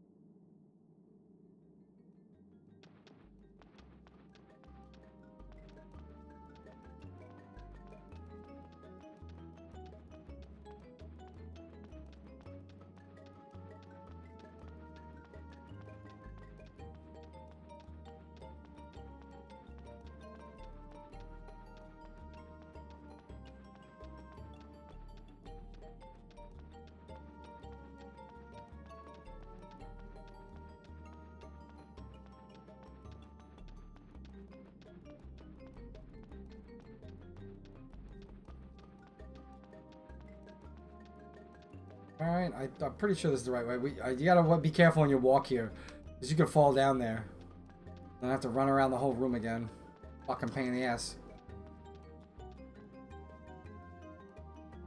I'm pretty sure, yeah, you came in on the bottom. Okay. I think. There we go. Look at these bandit guys.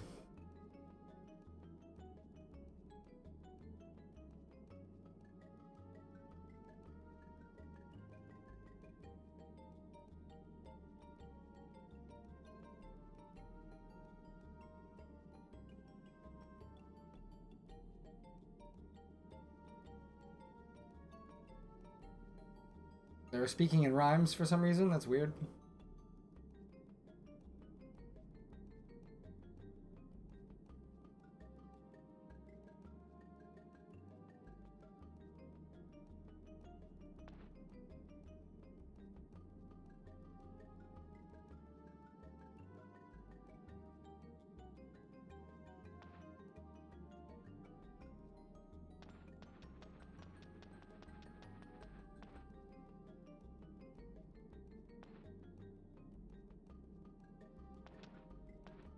Hell yeah, we're going in there.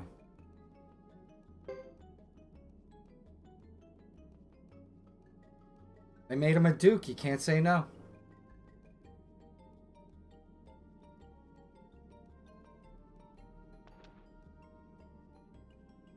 Thank you, Mr. Duck.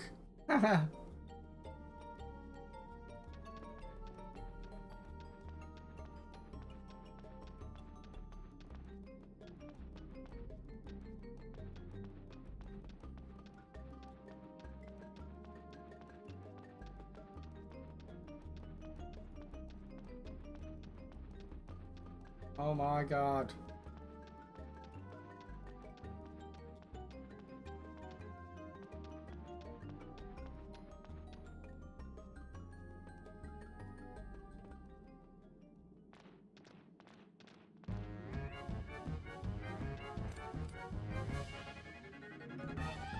You shall not pass, for we will kick your ass!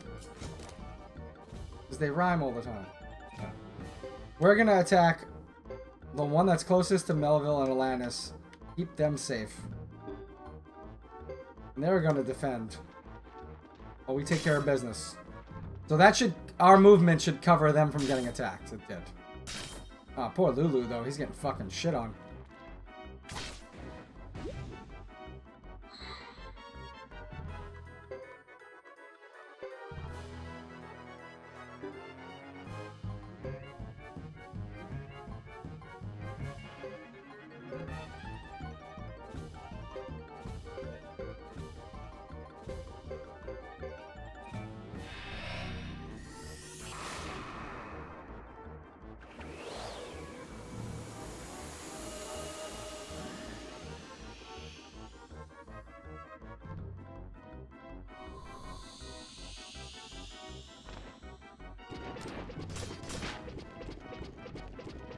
Got that motherfucker. Joe, take him out. Got him. See? Smart play.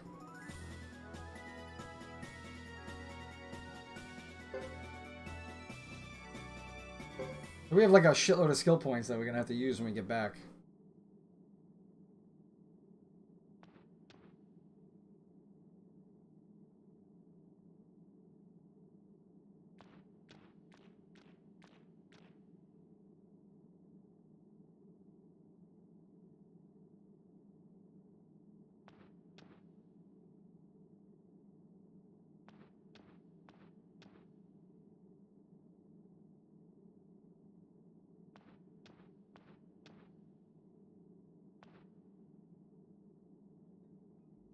Good kids.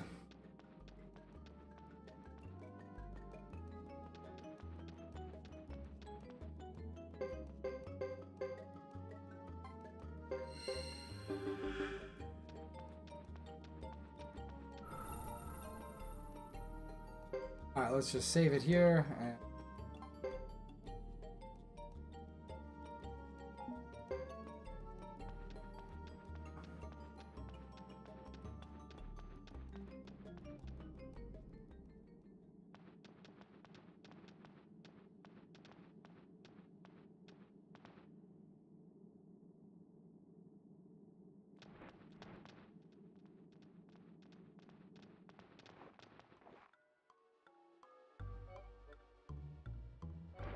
There's a weird pedo.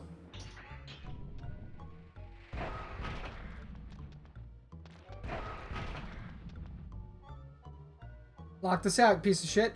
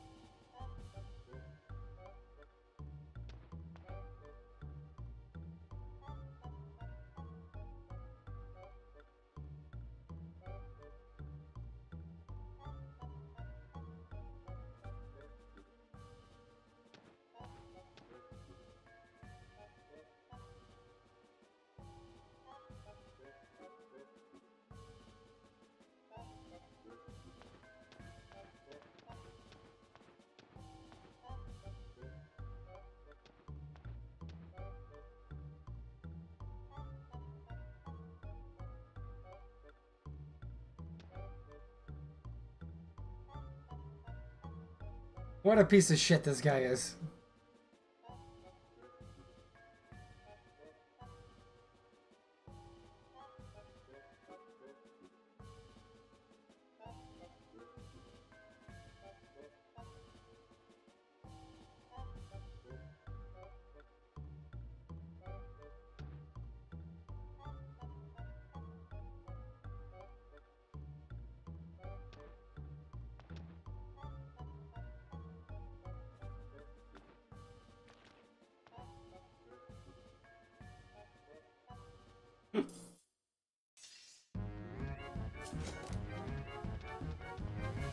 Show no mercy.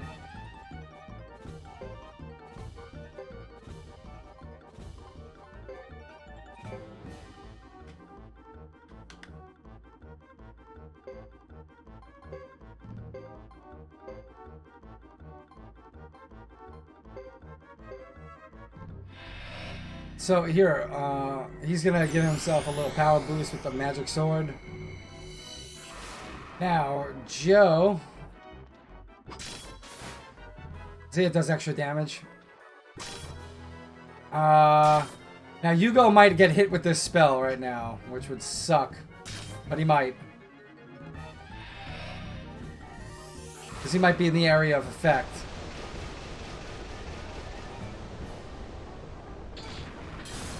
Oh, Hugo dodged it, thank God. Hugo's doing bad on the health, though.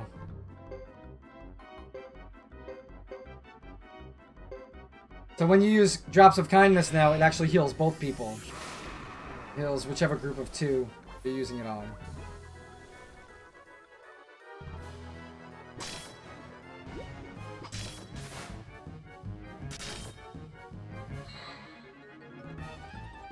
Auto. Oh. Yeah, baby, get him.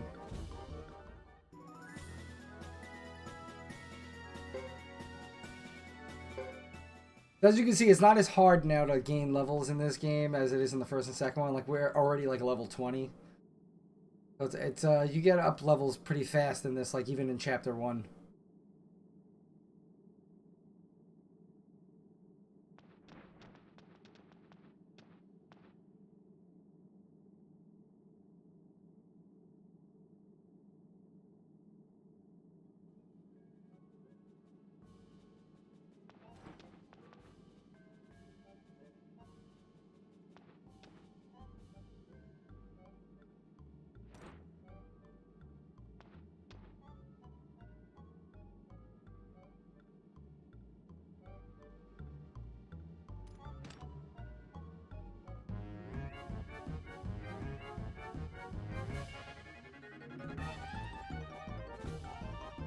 So I think this is just a duel, yeah.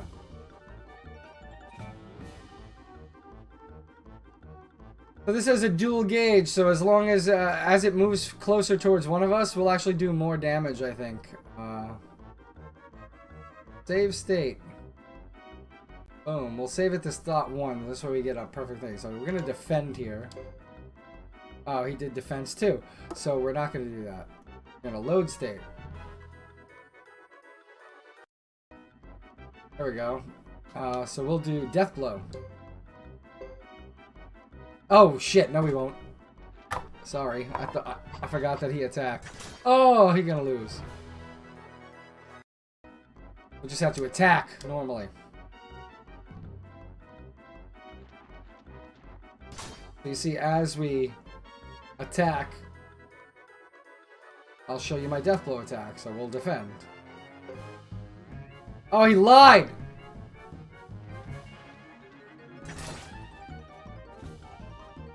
Hold on. Attack.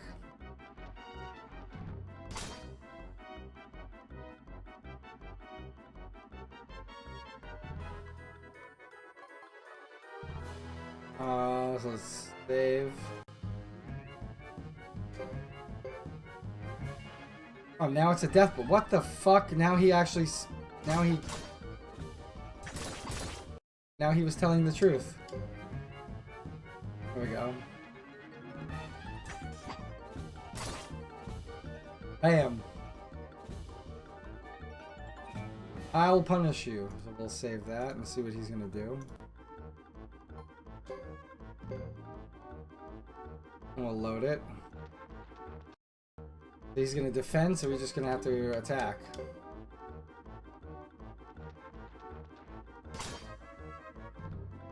I'm doing very little damage.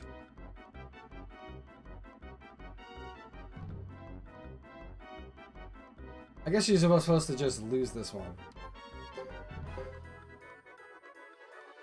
Oh, I could have did Death Blow. It's fine.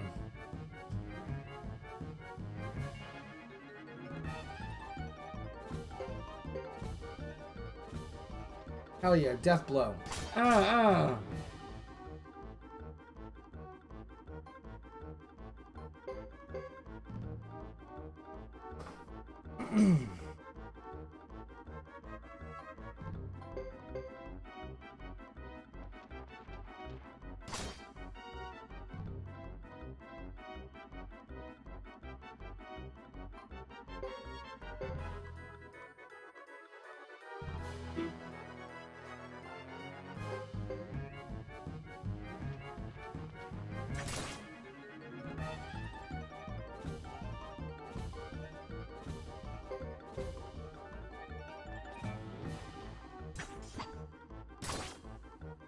Oh, hell yeah. I'm doing no damage, so I'm just gonna... Oh shit, he's berserked. Oh! Alright, I lose.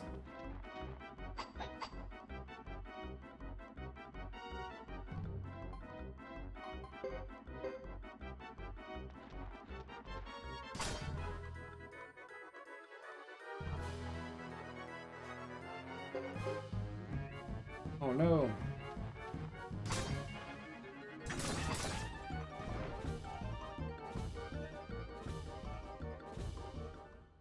I'm pretty sure he's supposed to lose that one.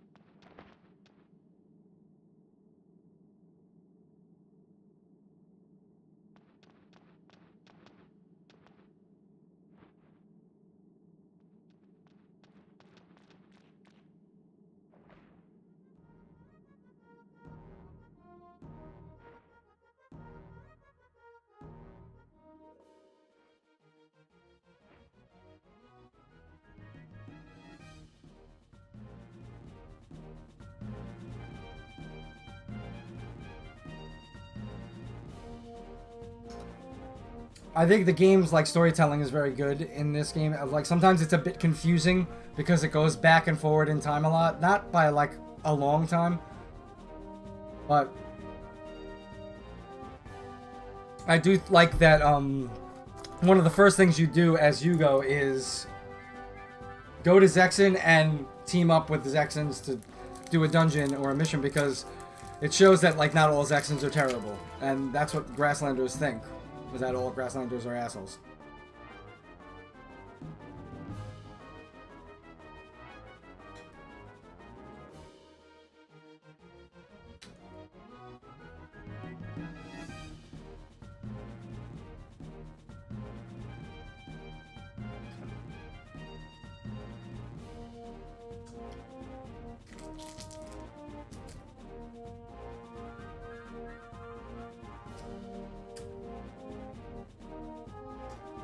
Well, that ship, that crashed ship, up against that fucked up castle, that ends up being our castle. That's where we get our headquarters.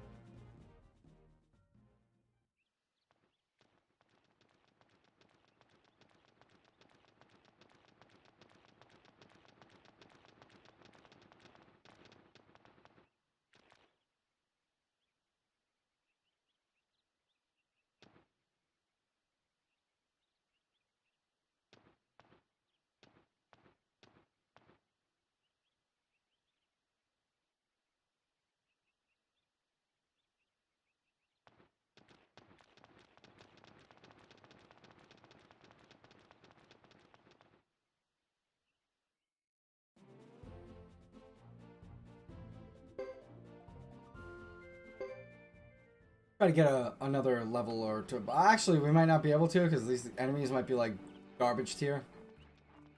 Unless it lets us go back into the cavern. Let's try that. It might kick us out though. Might be like you can't come in.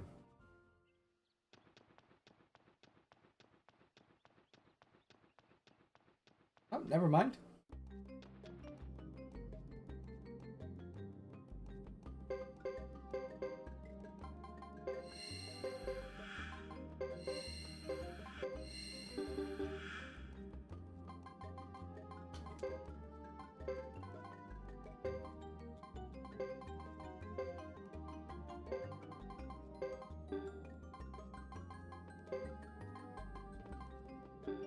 Ooh, and she has a fire rune.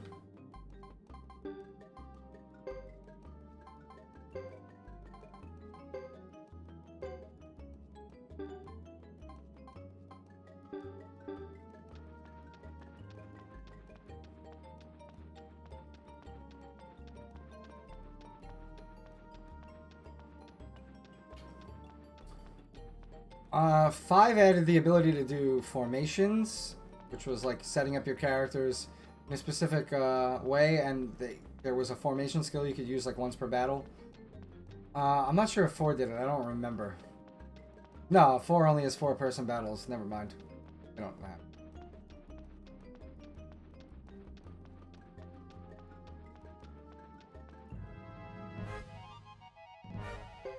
So again, we want to cover.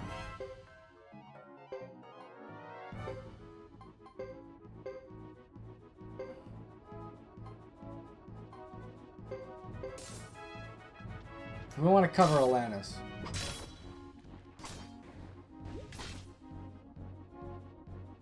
Oh, poor Alanis. Man, I'm really trying to just level her up, like specifically, and she keeps fucking dying. Well, just auto it now. Fuck it.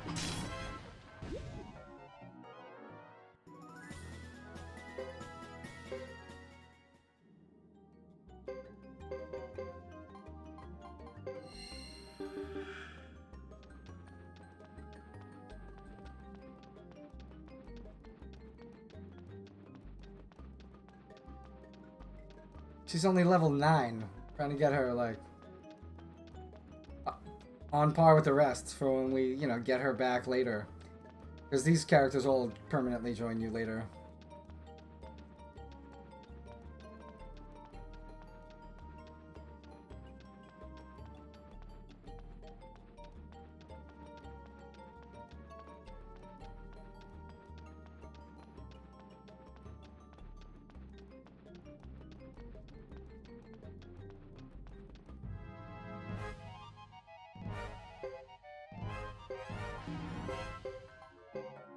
So here, if we look at her flaming arrows, you see it goes into turn 2 to actually cast it.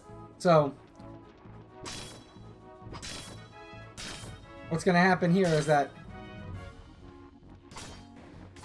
when the next turn starts, you'll see she's still chanting. So we'll defend, and you have to continue chanting. You can, if you choose anything else, it'll stop the cast. So chanting, but now she'll cast it like right away. Boom.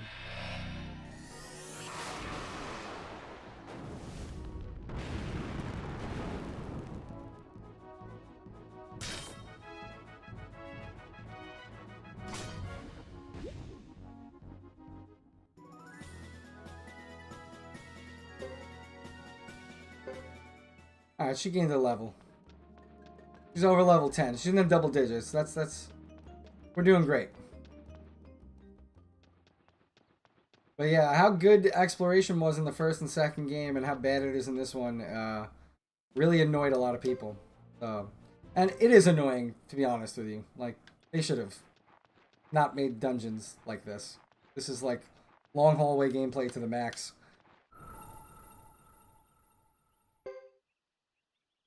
And I don't know, some people probably prefer that. I like, you know, dungeons that have multiple paths and exploration, like, possibilities.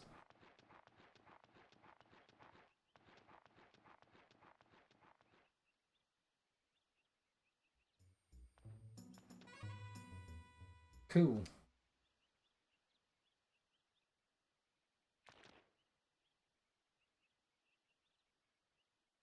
Mr. Duck.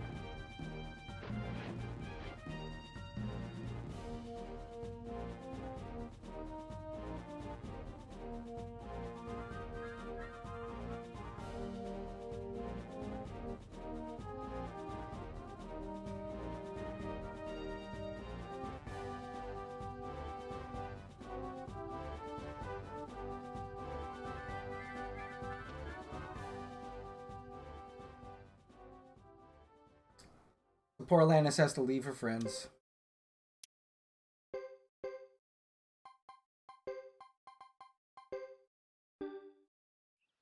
But you do end up seeing her, like, all over the place. Because her father is a traveling merchant, so...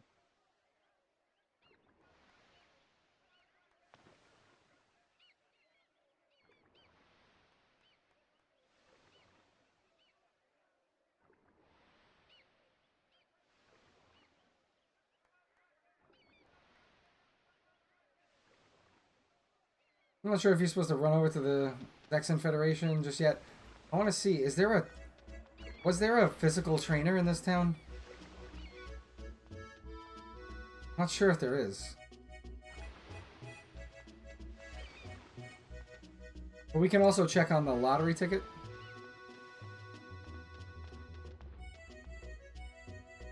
There you go, 56. It says how many tickets you have. Boom, right? So... 7978.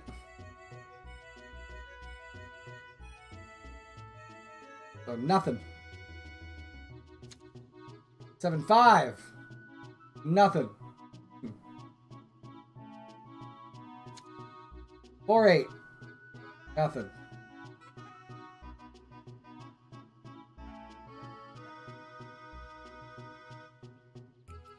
I think R1908, if you have that exactly, you win like crazy items. Throw them away.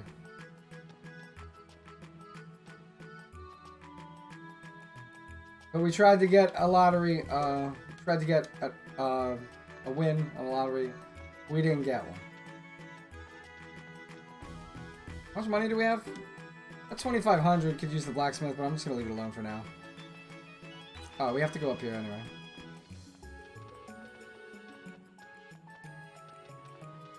Yeah, no, there was an appraiser, armorer. I don't think there's a physical trainer here. Let's see if they'll see us at the gate. Oh, here we go. What's up, boys?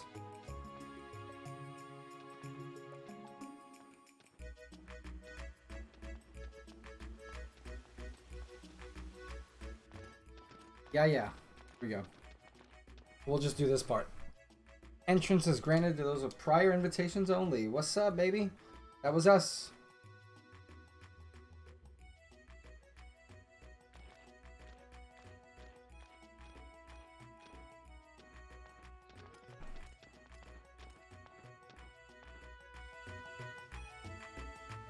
Oh shit, Barbara Walters died. Anyway.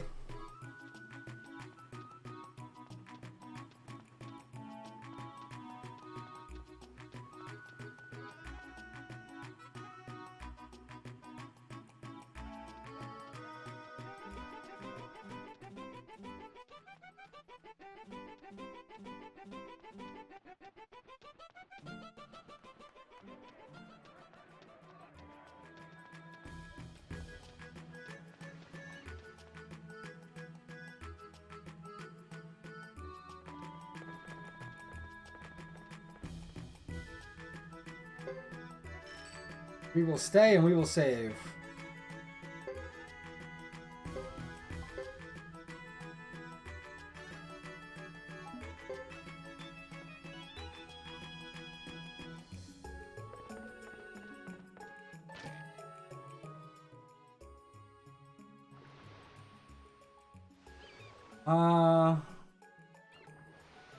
I don't play FFBA anymore.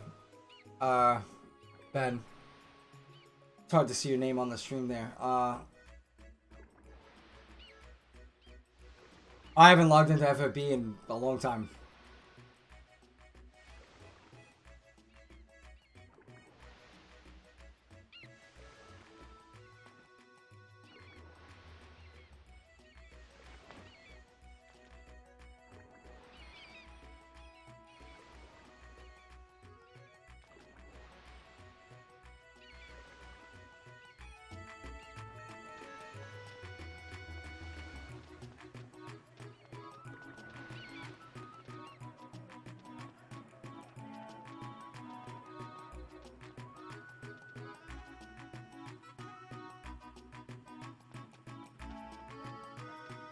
Wham.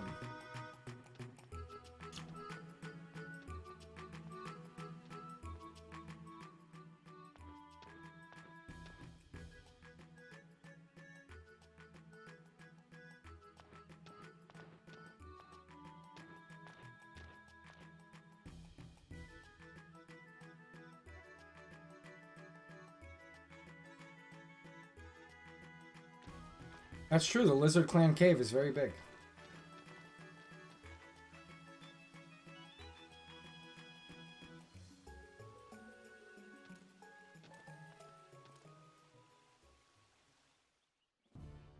So the Zexan Federation Council is basically a merchant's guild. So, rich dudes.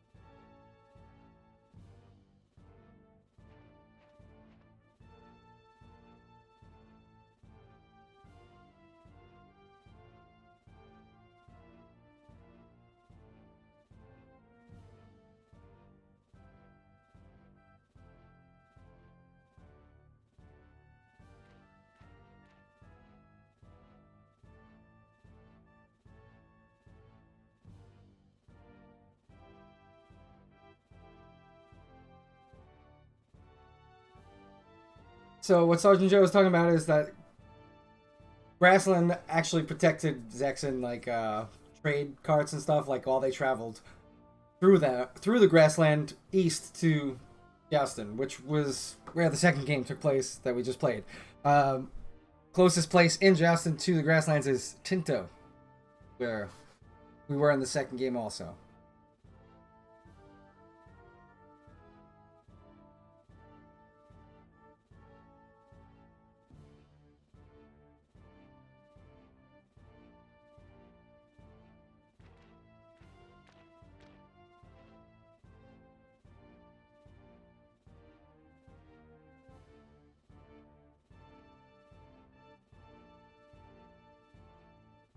I ain't giving it to you, you bitch.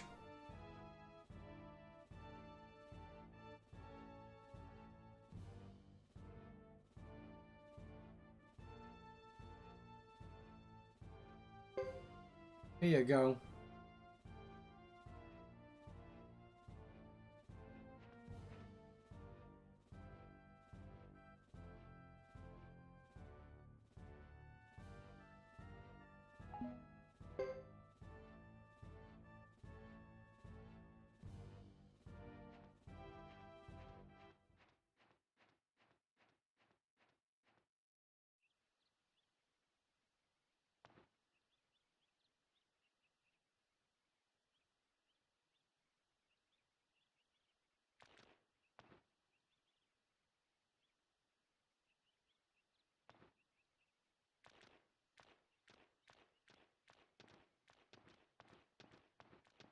They were pretty rude.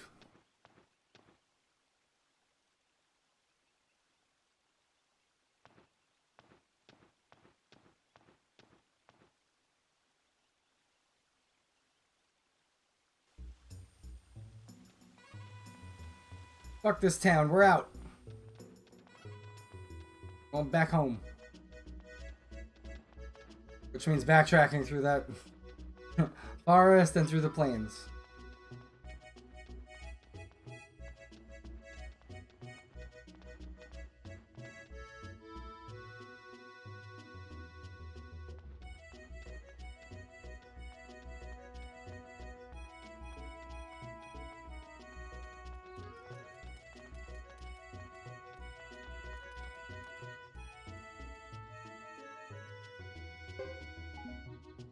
Sure, I'll take the recipe, thanks. I might miss some items by like not talking to every single person, but that's just because I'm like tired and hungry right now. When I play again tomorrow, I promise I'll be thorough.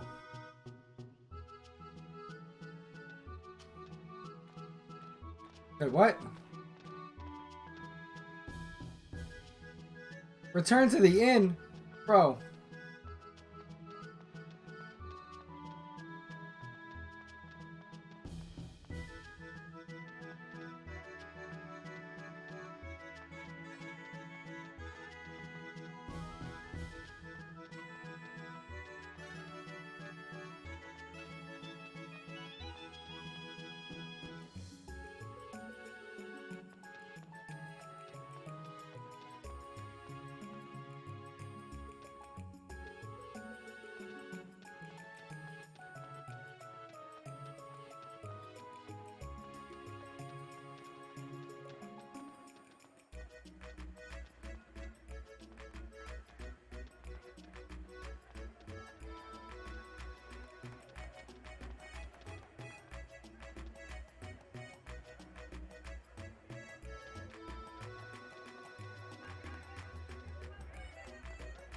What this girl say?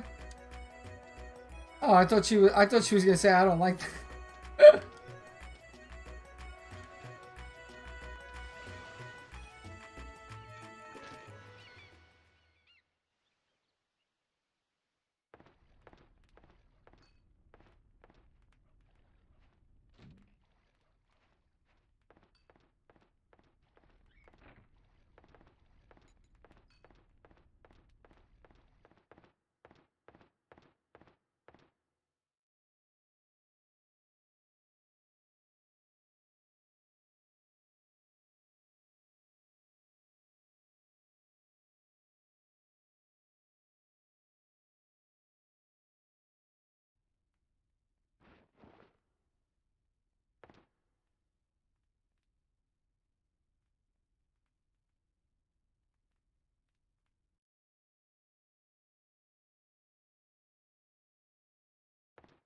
Can't wait to get back.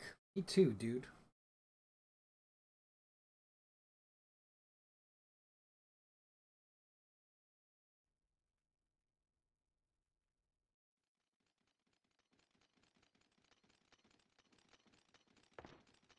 Oh shit, let me save here.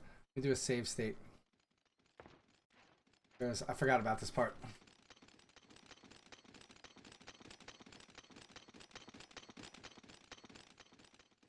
So something's going on here. Texan soldiers looking all around town. And that's Percival and Boris, I think. Oh wait, no. Percival and... Damn, I forget the other guy's name.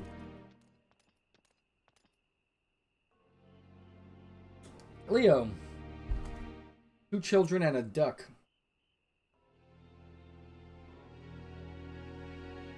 So they're looking specifically for us, for some reason.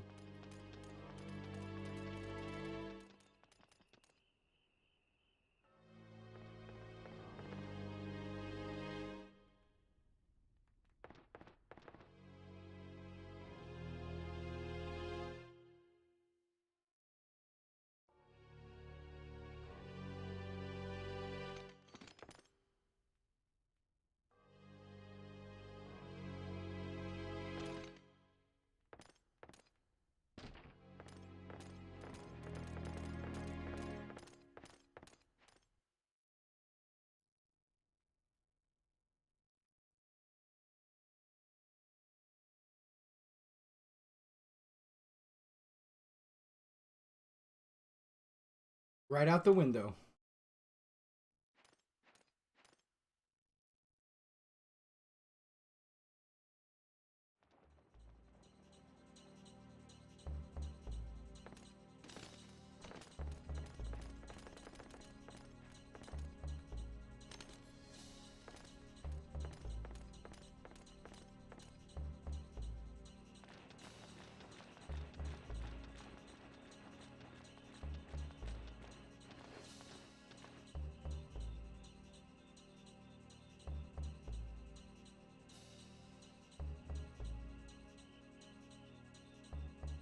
Ironheads in full battle gear aren't here to apologize. Probably not.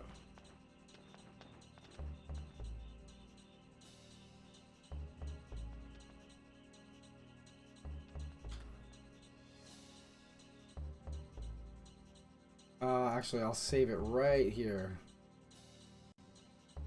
In case there's any sort of thing we have to change. Gratin. Nukazook pickles.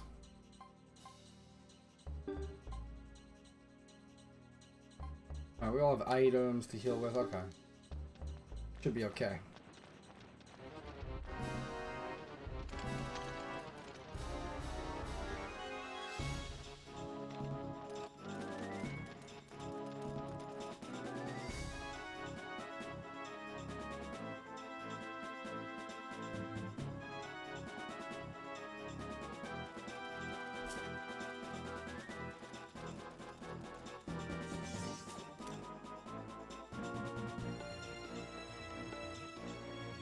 I'm gonna fuck them up.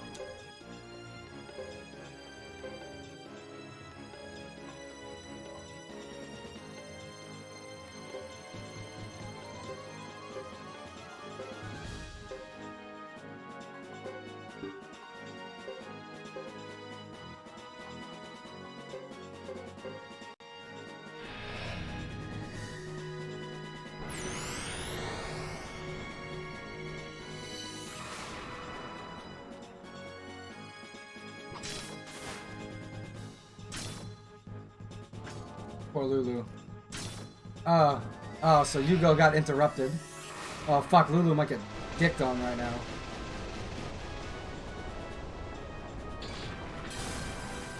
Oh, Yugo dodged that. Okay.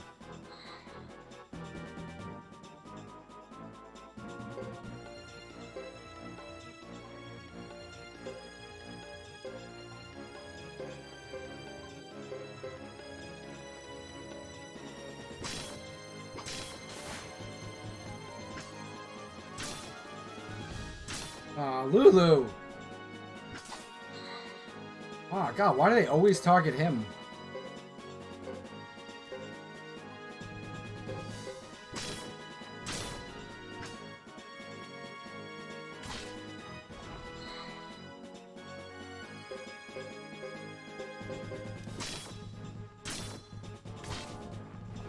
Fuck that guy, man.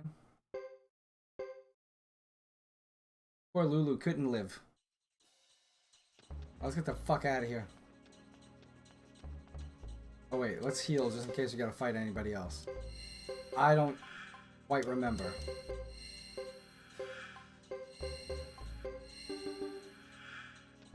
It has been far longer since I played 3 than since I played 2, even before the most recent playthrough. And I played all of these games a lot.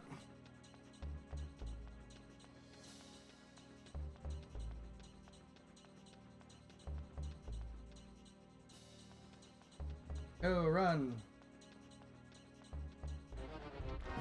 Oh, shit.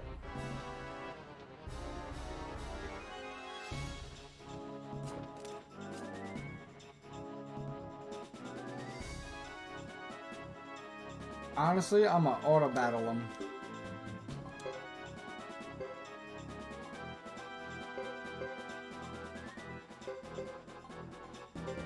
We're all going after the same dude. Fuck it. Got that guy. See, like, they all just fucking dick on this kid immediately. Poor guy, man.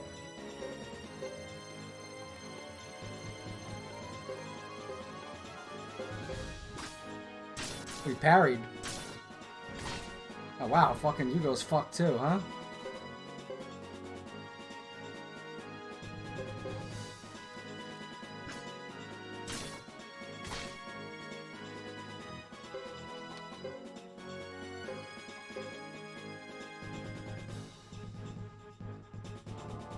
Gotta see if he'll, okay. Get him, baby. Wonder if he's gonna hurt himself with this shit.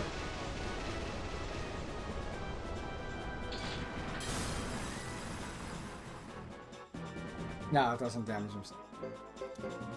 Go for it, Joe! Get him, baby! Man, Sergeant Joe's a beast. He got a shitload of skill points for doing that by himself. I would love, Ben, I would absolutely love a 3D, like, console or even PC, whatever, you know, or even mobile, but, like, full 3D, like, really well-made FFB sequel. And I think they have the skill to do it, we know that, and they absolutely made the money to do it off of FFB in the first place. They know it's a moneymaker, and if they just make the game... You know what I think they would do, though, honestly? I think if they did make, like, a 3D... FFBE, console FFBE, I honestly think they would make the huge mistake of using the same characters. Like Rain, Fina, Laswell, fine, right? Put them in. But I think they would use the same exact collection of like the hundreds of characters they've made. They just put them all, and it'd be like doing the same thing over and over again. And I don't know about you, but I know that myself and other people who put money into FFBE, which is fine that we put money into it, support them, you know, great. I never regretted a purchase in the game at all. But I wouldn't want to buy the same characters all over again, you know? Like, characters from, like, the mobile FFB game, if they were going to make another game and put them in, it should be, like, few and far between. It should be, like, a big deal when they come out, you know? And I think they would make that error and the game would fold really fast if they made it on the, you know, gacha game model. But I would absolutely love to see the series continue.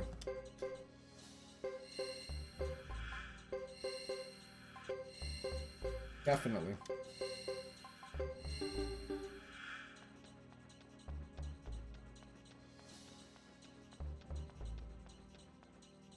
Bro, where's my formation, too? Well, I'm putting Lulu behind Hugo, because Jesus Christ, does he suck. He is garbage.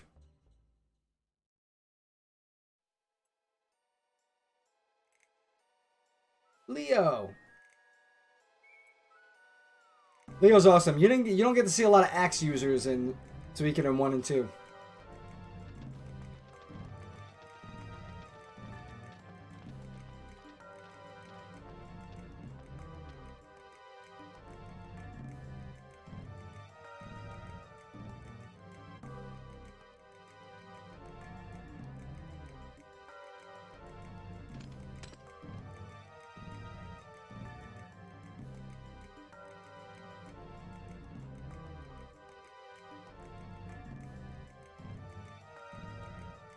So they're saying Grassland attack them while these peace negotiations were ongoing.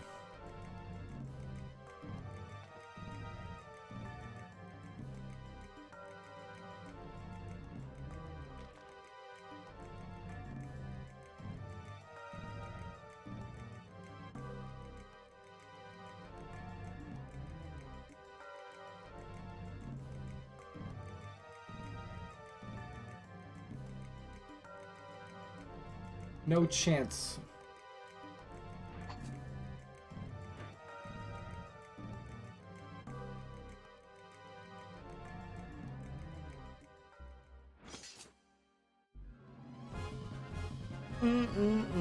Alright, this is gonna be a hard as fuck fight, so let me save.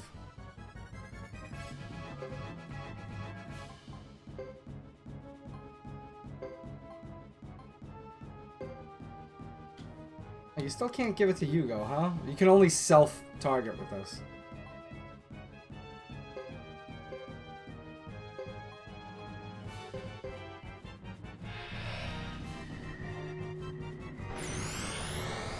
Get it, baby.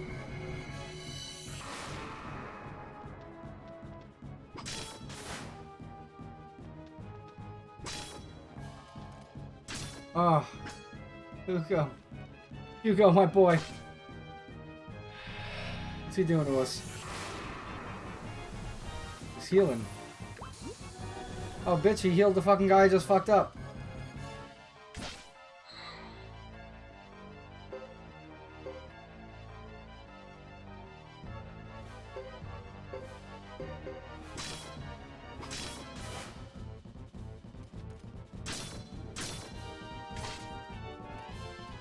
Oh, Joe. Rip in peace, Joe.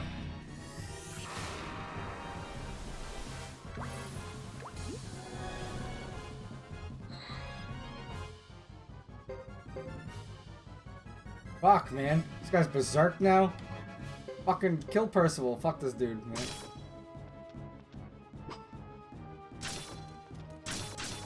Oh, God. Getting shit on. Okay. We're supposed to lose. Never mind. I was getting worried there. I was like, damn. I didn't level up enough.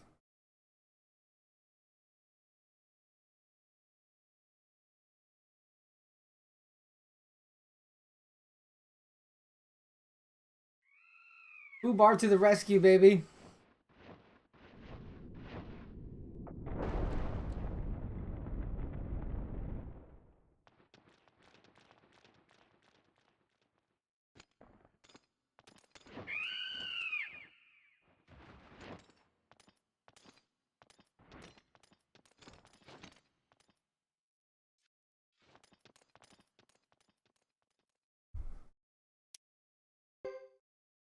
Foobar, my boy. Alright. Back to being mounted. We're going right to the Zexan Forest. We can't even control where we go. It's forcing us in here.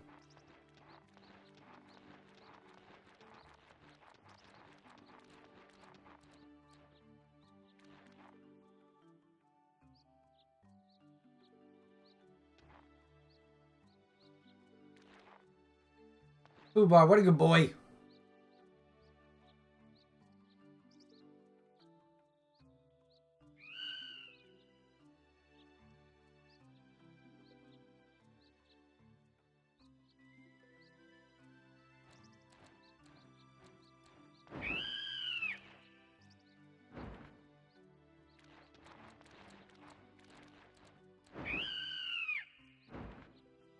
He insulted Foobar.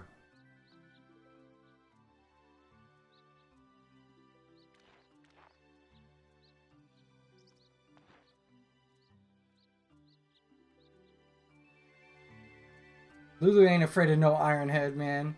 He'll fuck those Iron Heads up.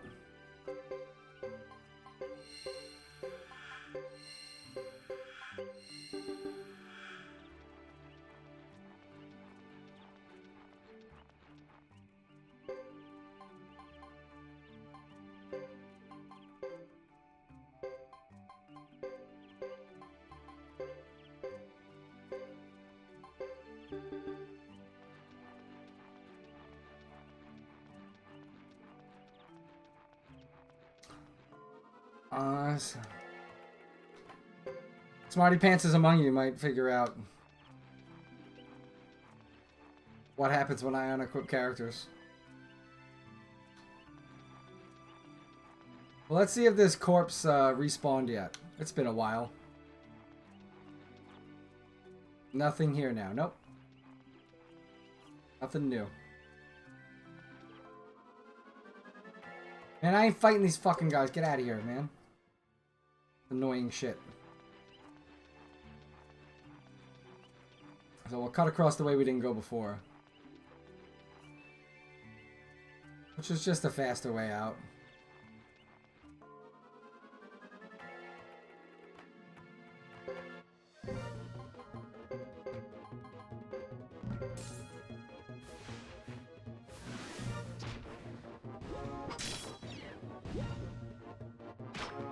Bonk.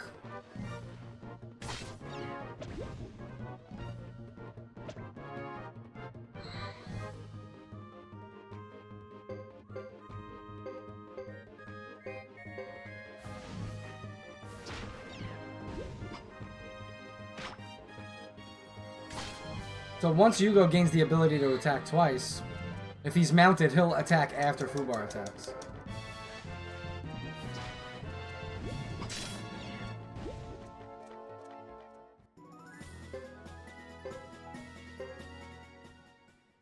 Alright.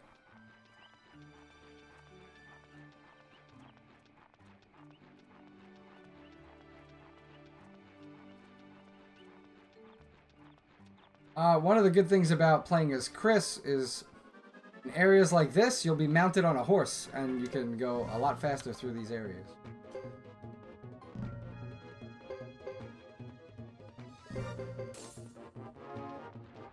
Fubar, get him, baby!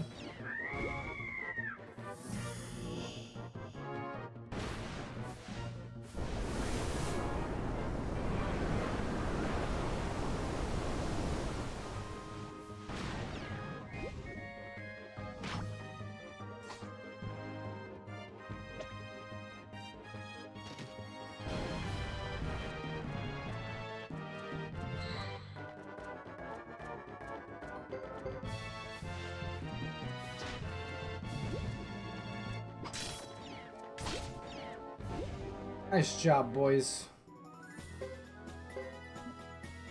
We have Sergeant Joe has so many skill points, crazy.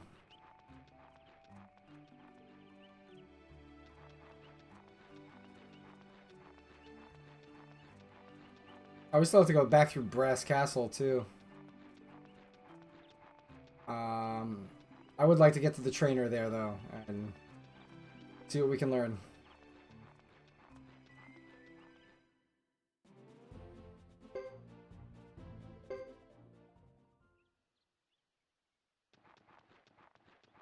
Before we do anything else, let's do a save here.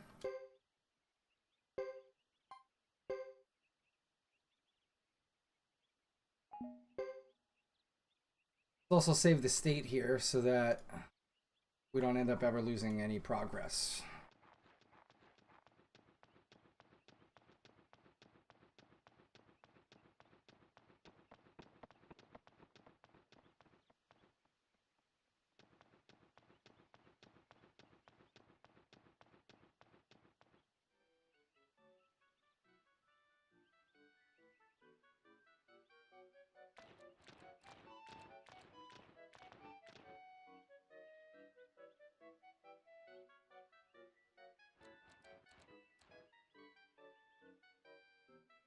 Word hasn't reached here.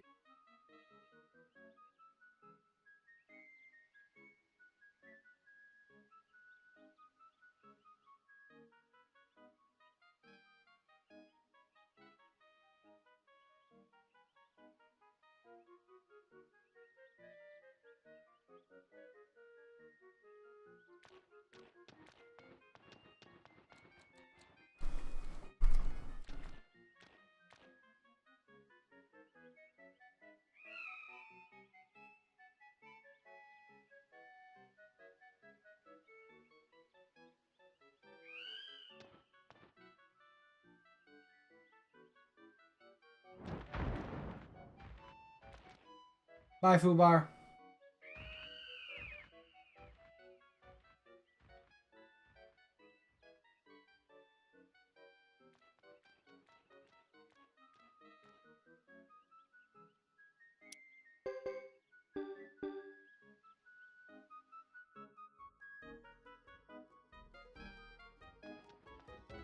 All right, so rune shop.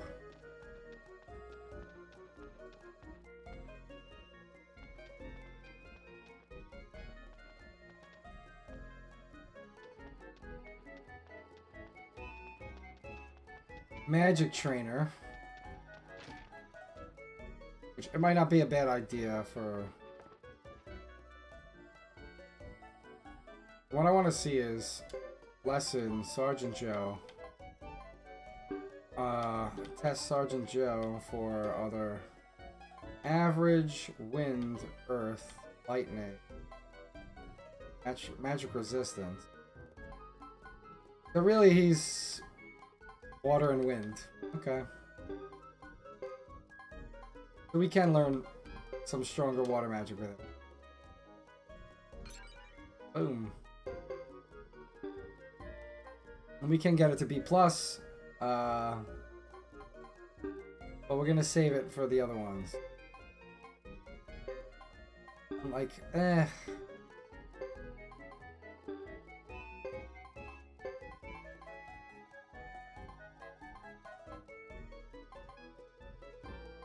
Ugh. Awful.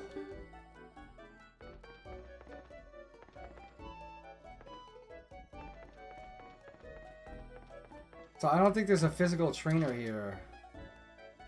I think there's only the magic one.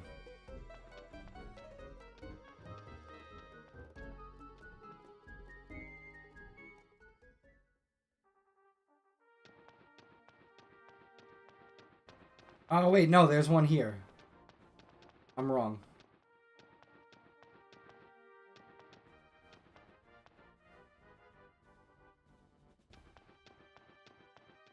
Pretty sure there's one inside here. Oh, that's the... Ah, damn it.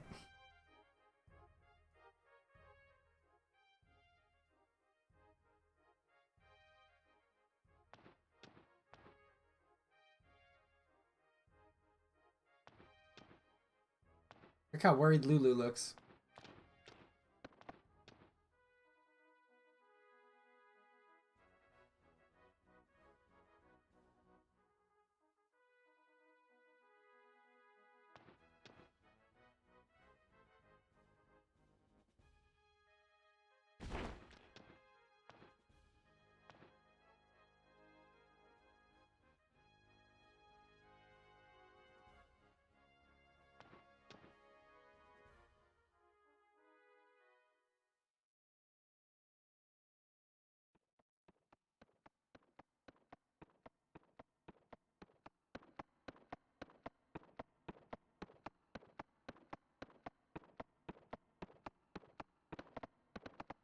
It was the guys we just ran away from.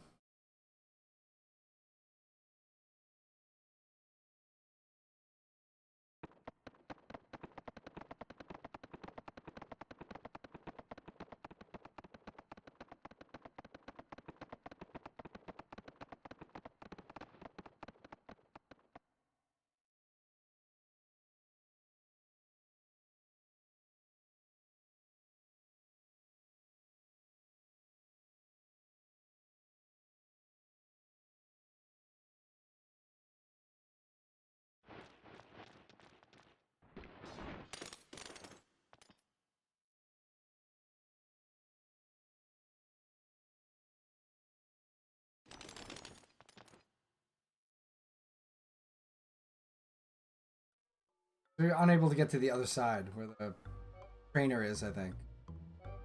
The other doors.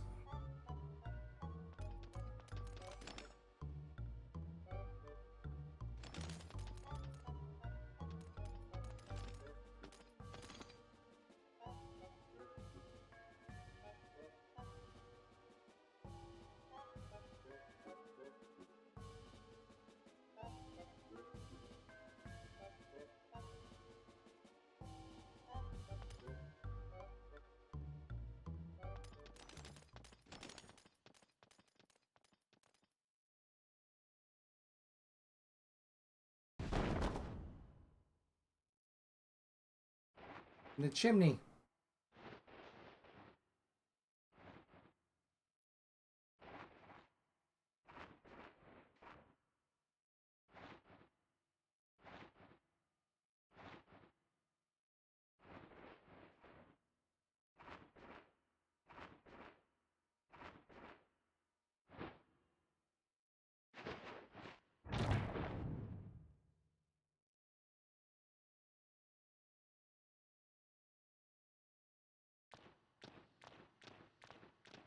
Fell into the underbelly of Brass Castle.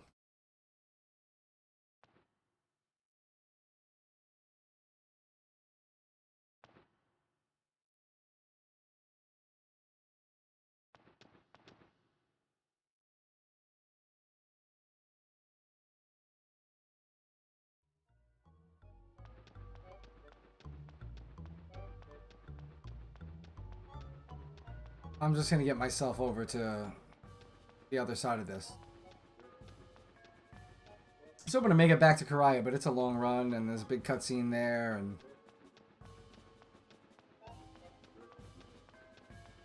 I would end up just wasting more time, and I am hungry. I gotta go grab some food somewhere. Get out of here. Are there no... Oh, I was gonna say, there's gotta be fights down here. Oh yeah, these guys fuck you up pretty bad, too.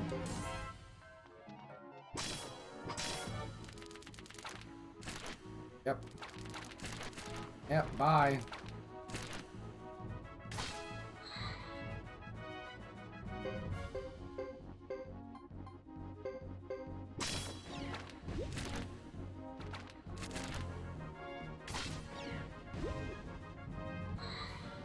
Fucking Lulu dying in every goddamn fight. Oh, come on, bro. Did Hugo just die? Oh, okay. Come on, Joe, get him. Very nice.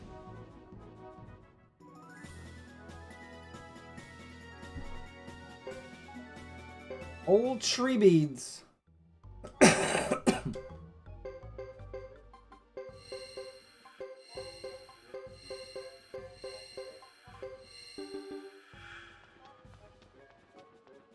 I also forgot I took all Lulu's equipment off.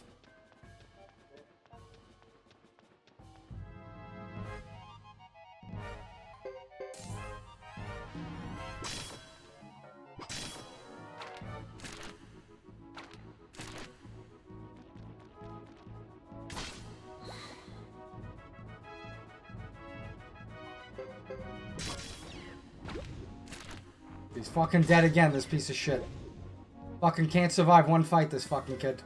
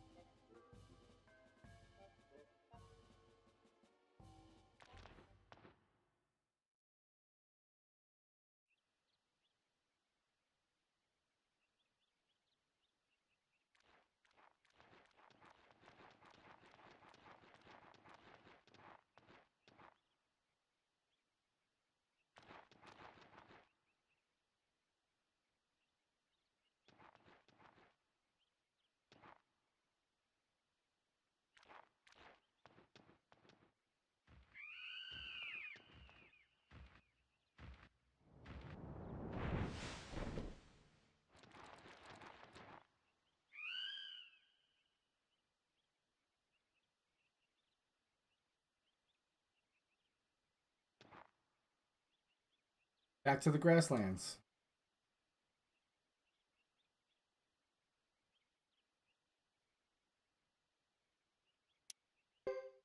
You know what I want to see? Can Lulu ride Fubar? No.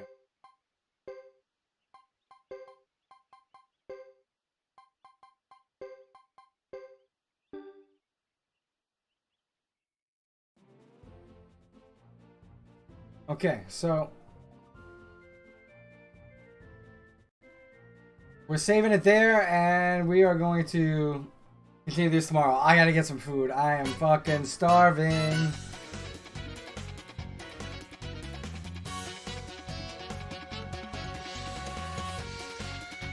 I'll catch you tomorrow, and we're gonna get into some pretty heavy shit almost right away when we get back into the game tomorrow. Thanks for watching. Catch you next time.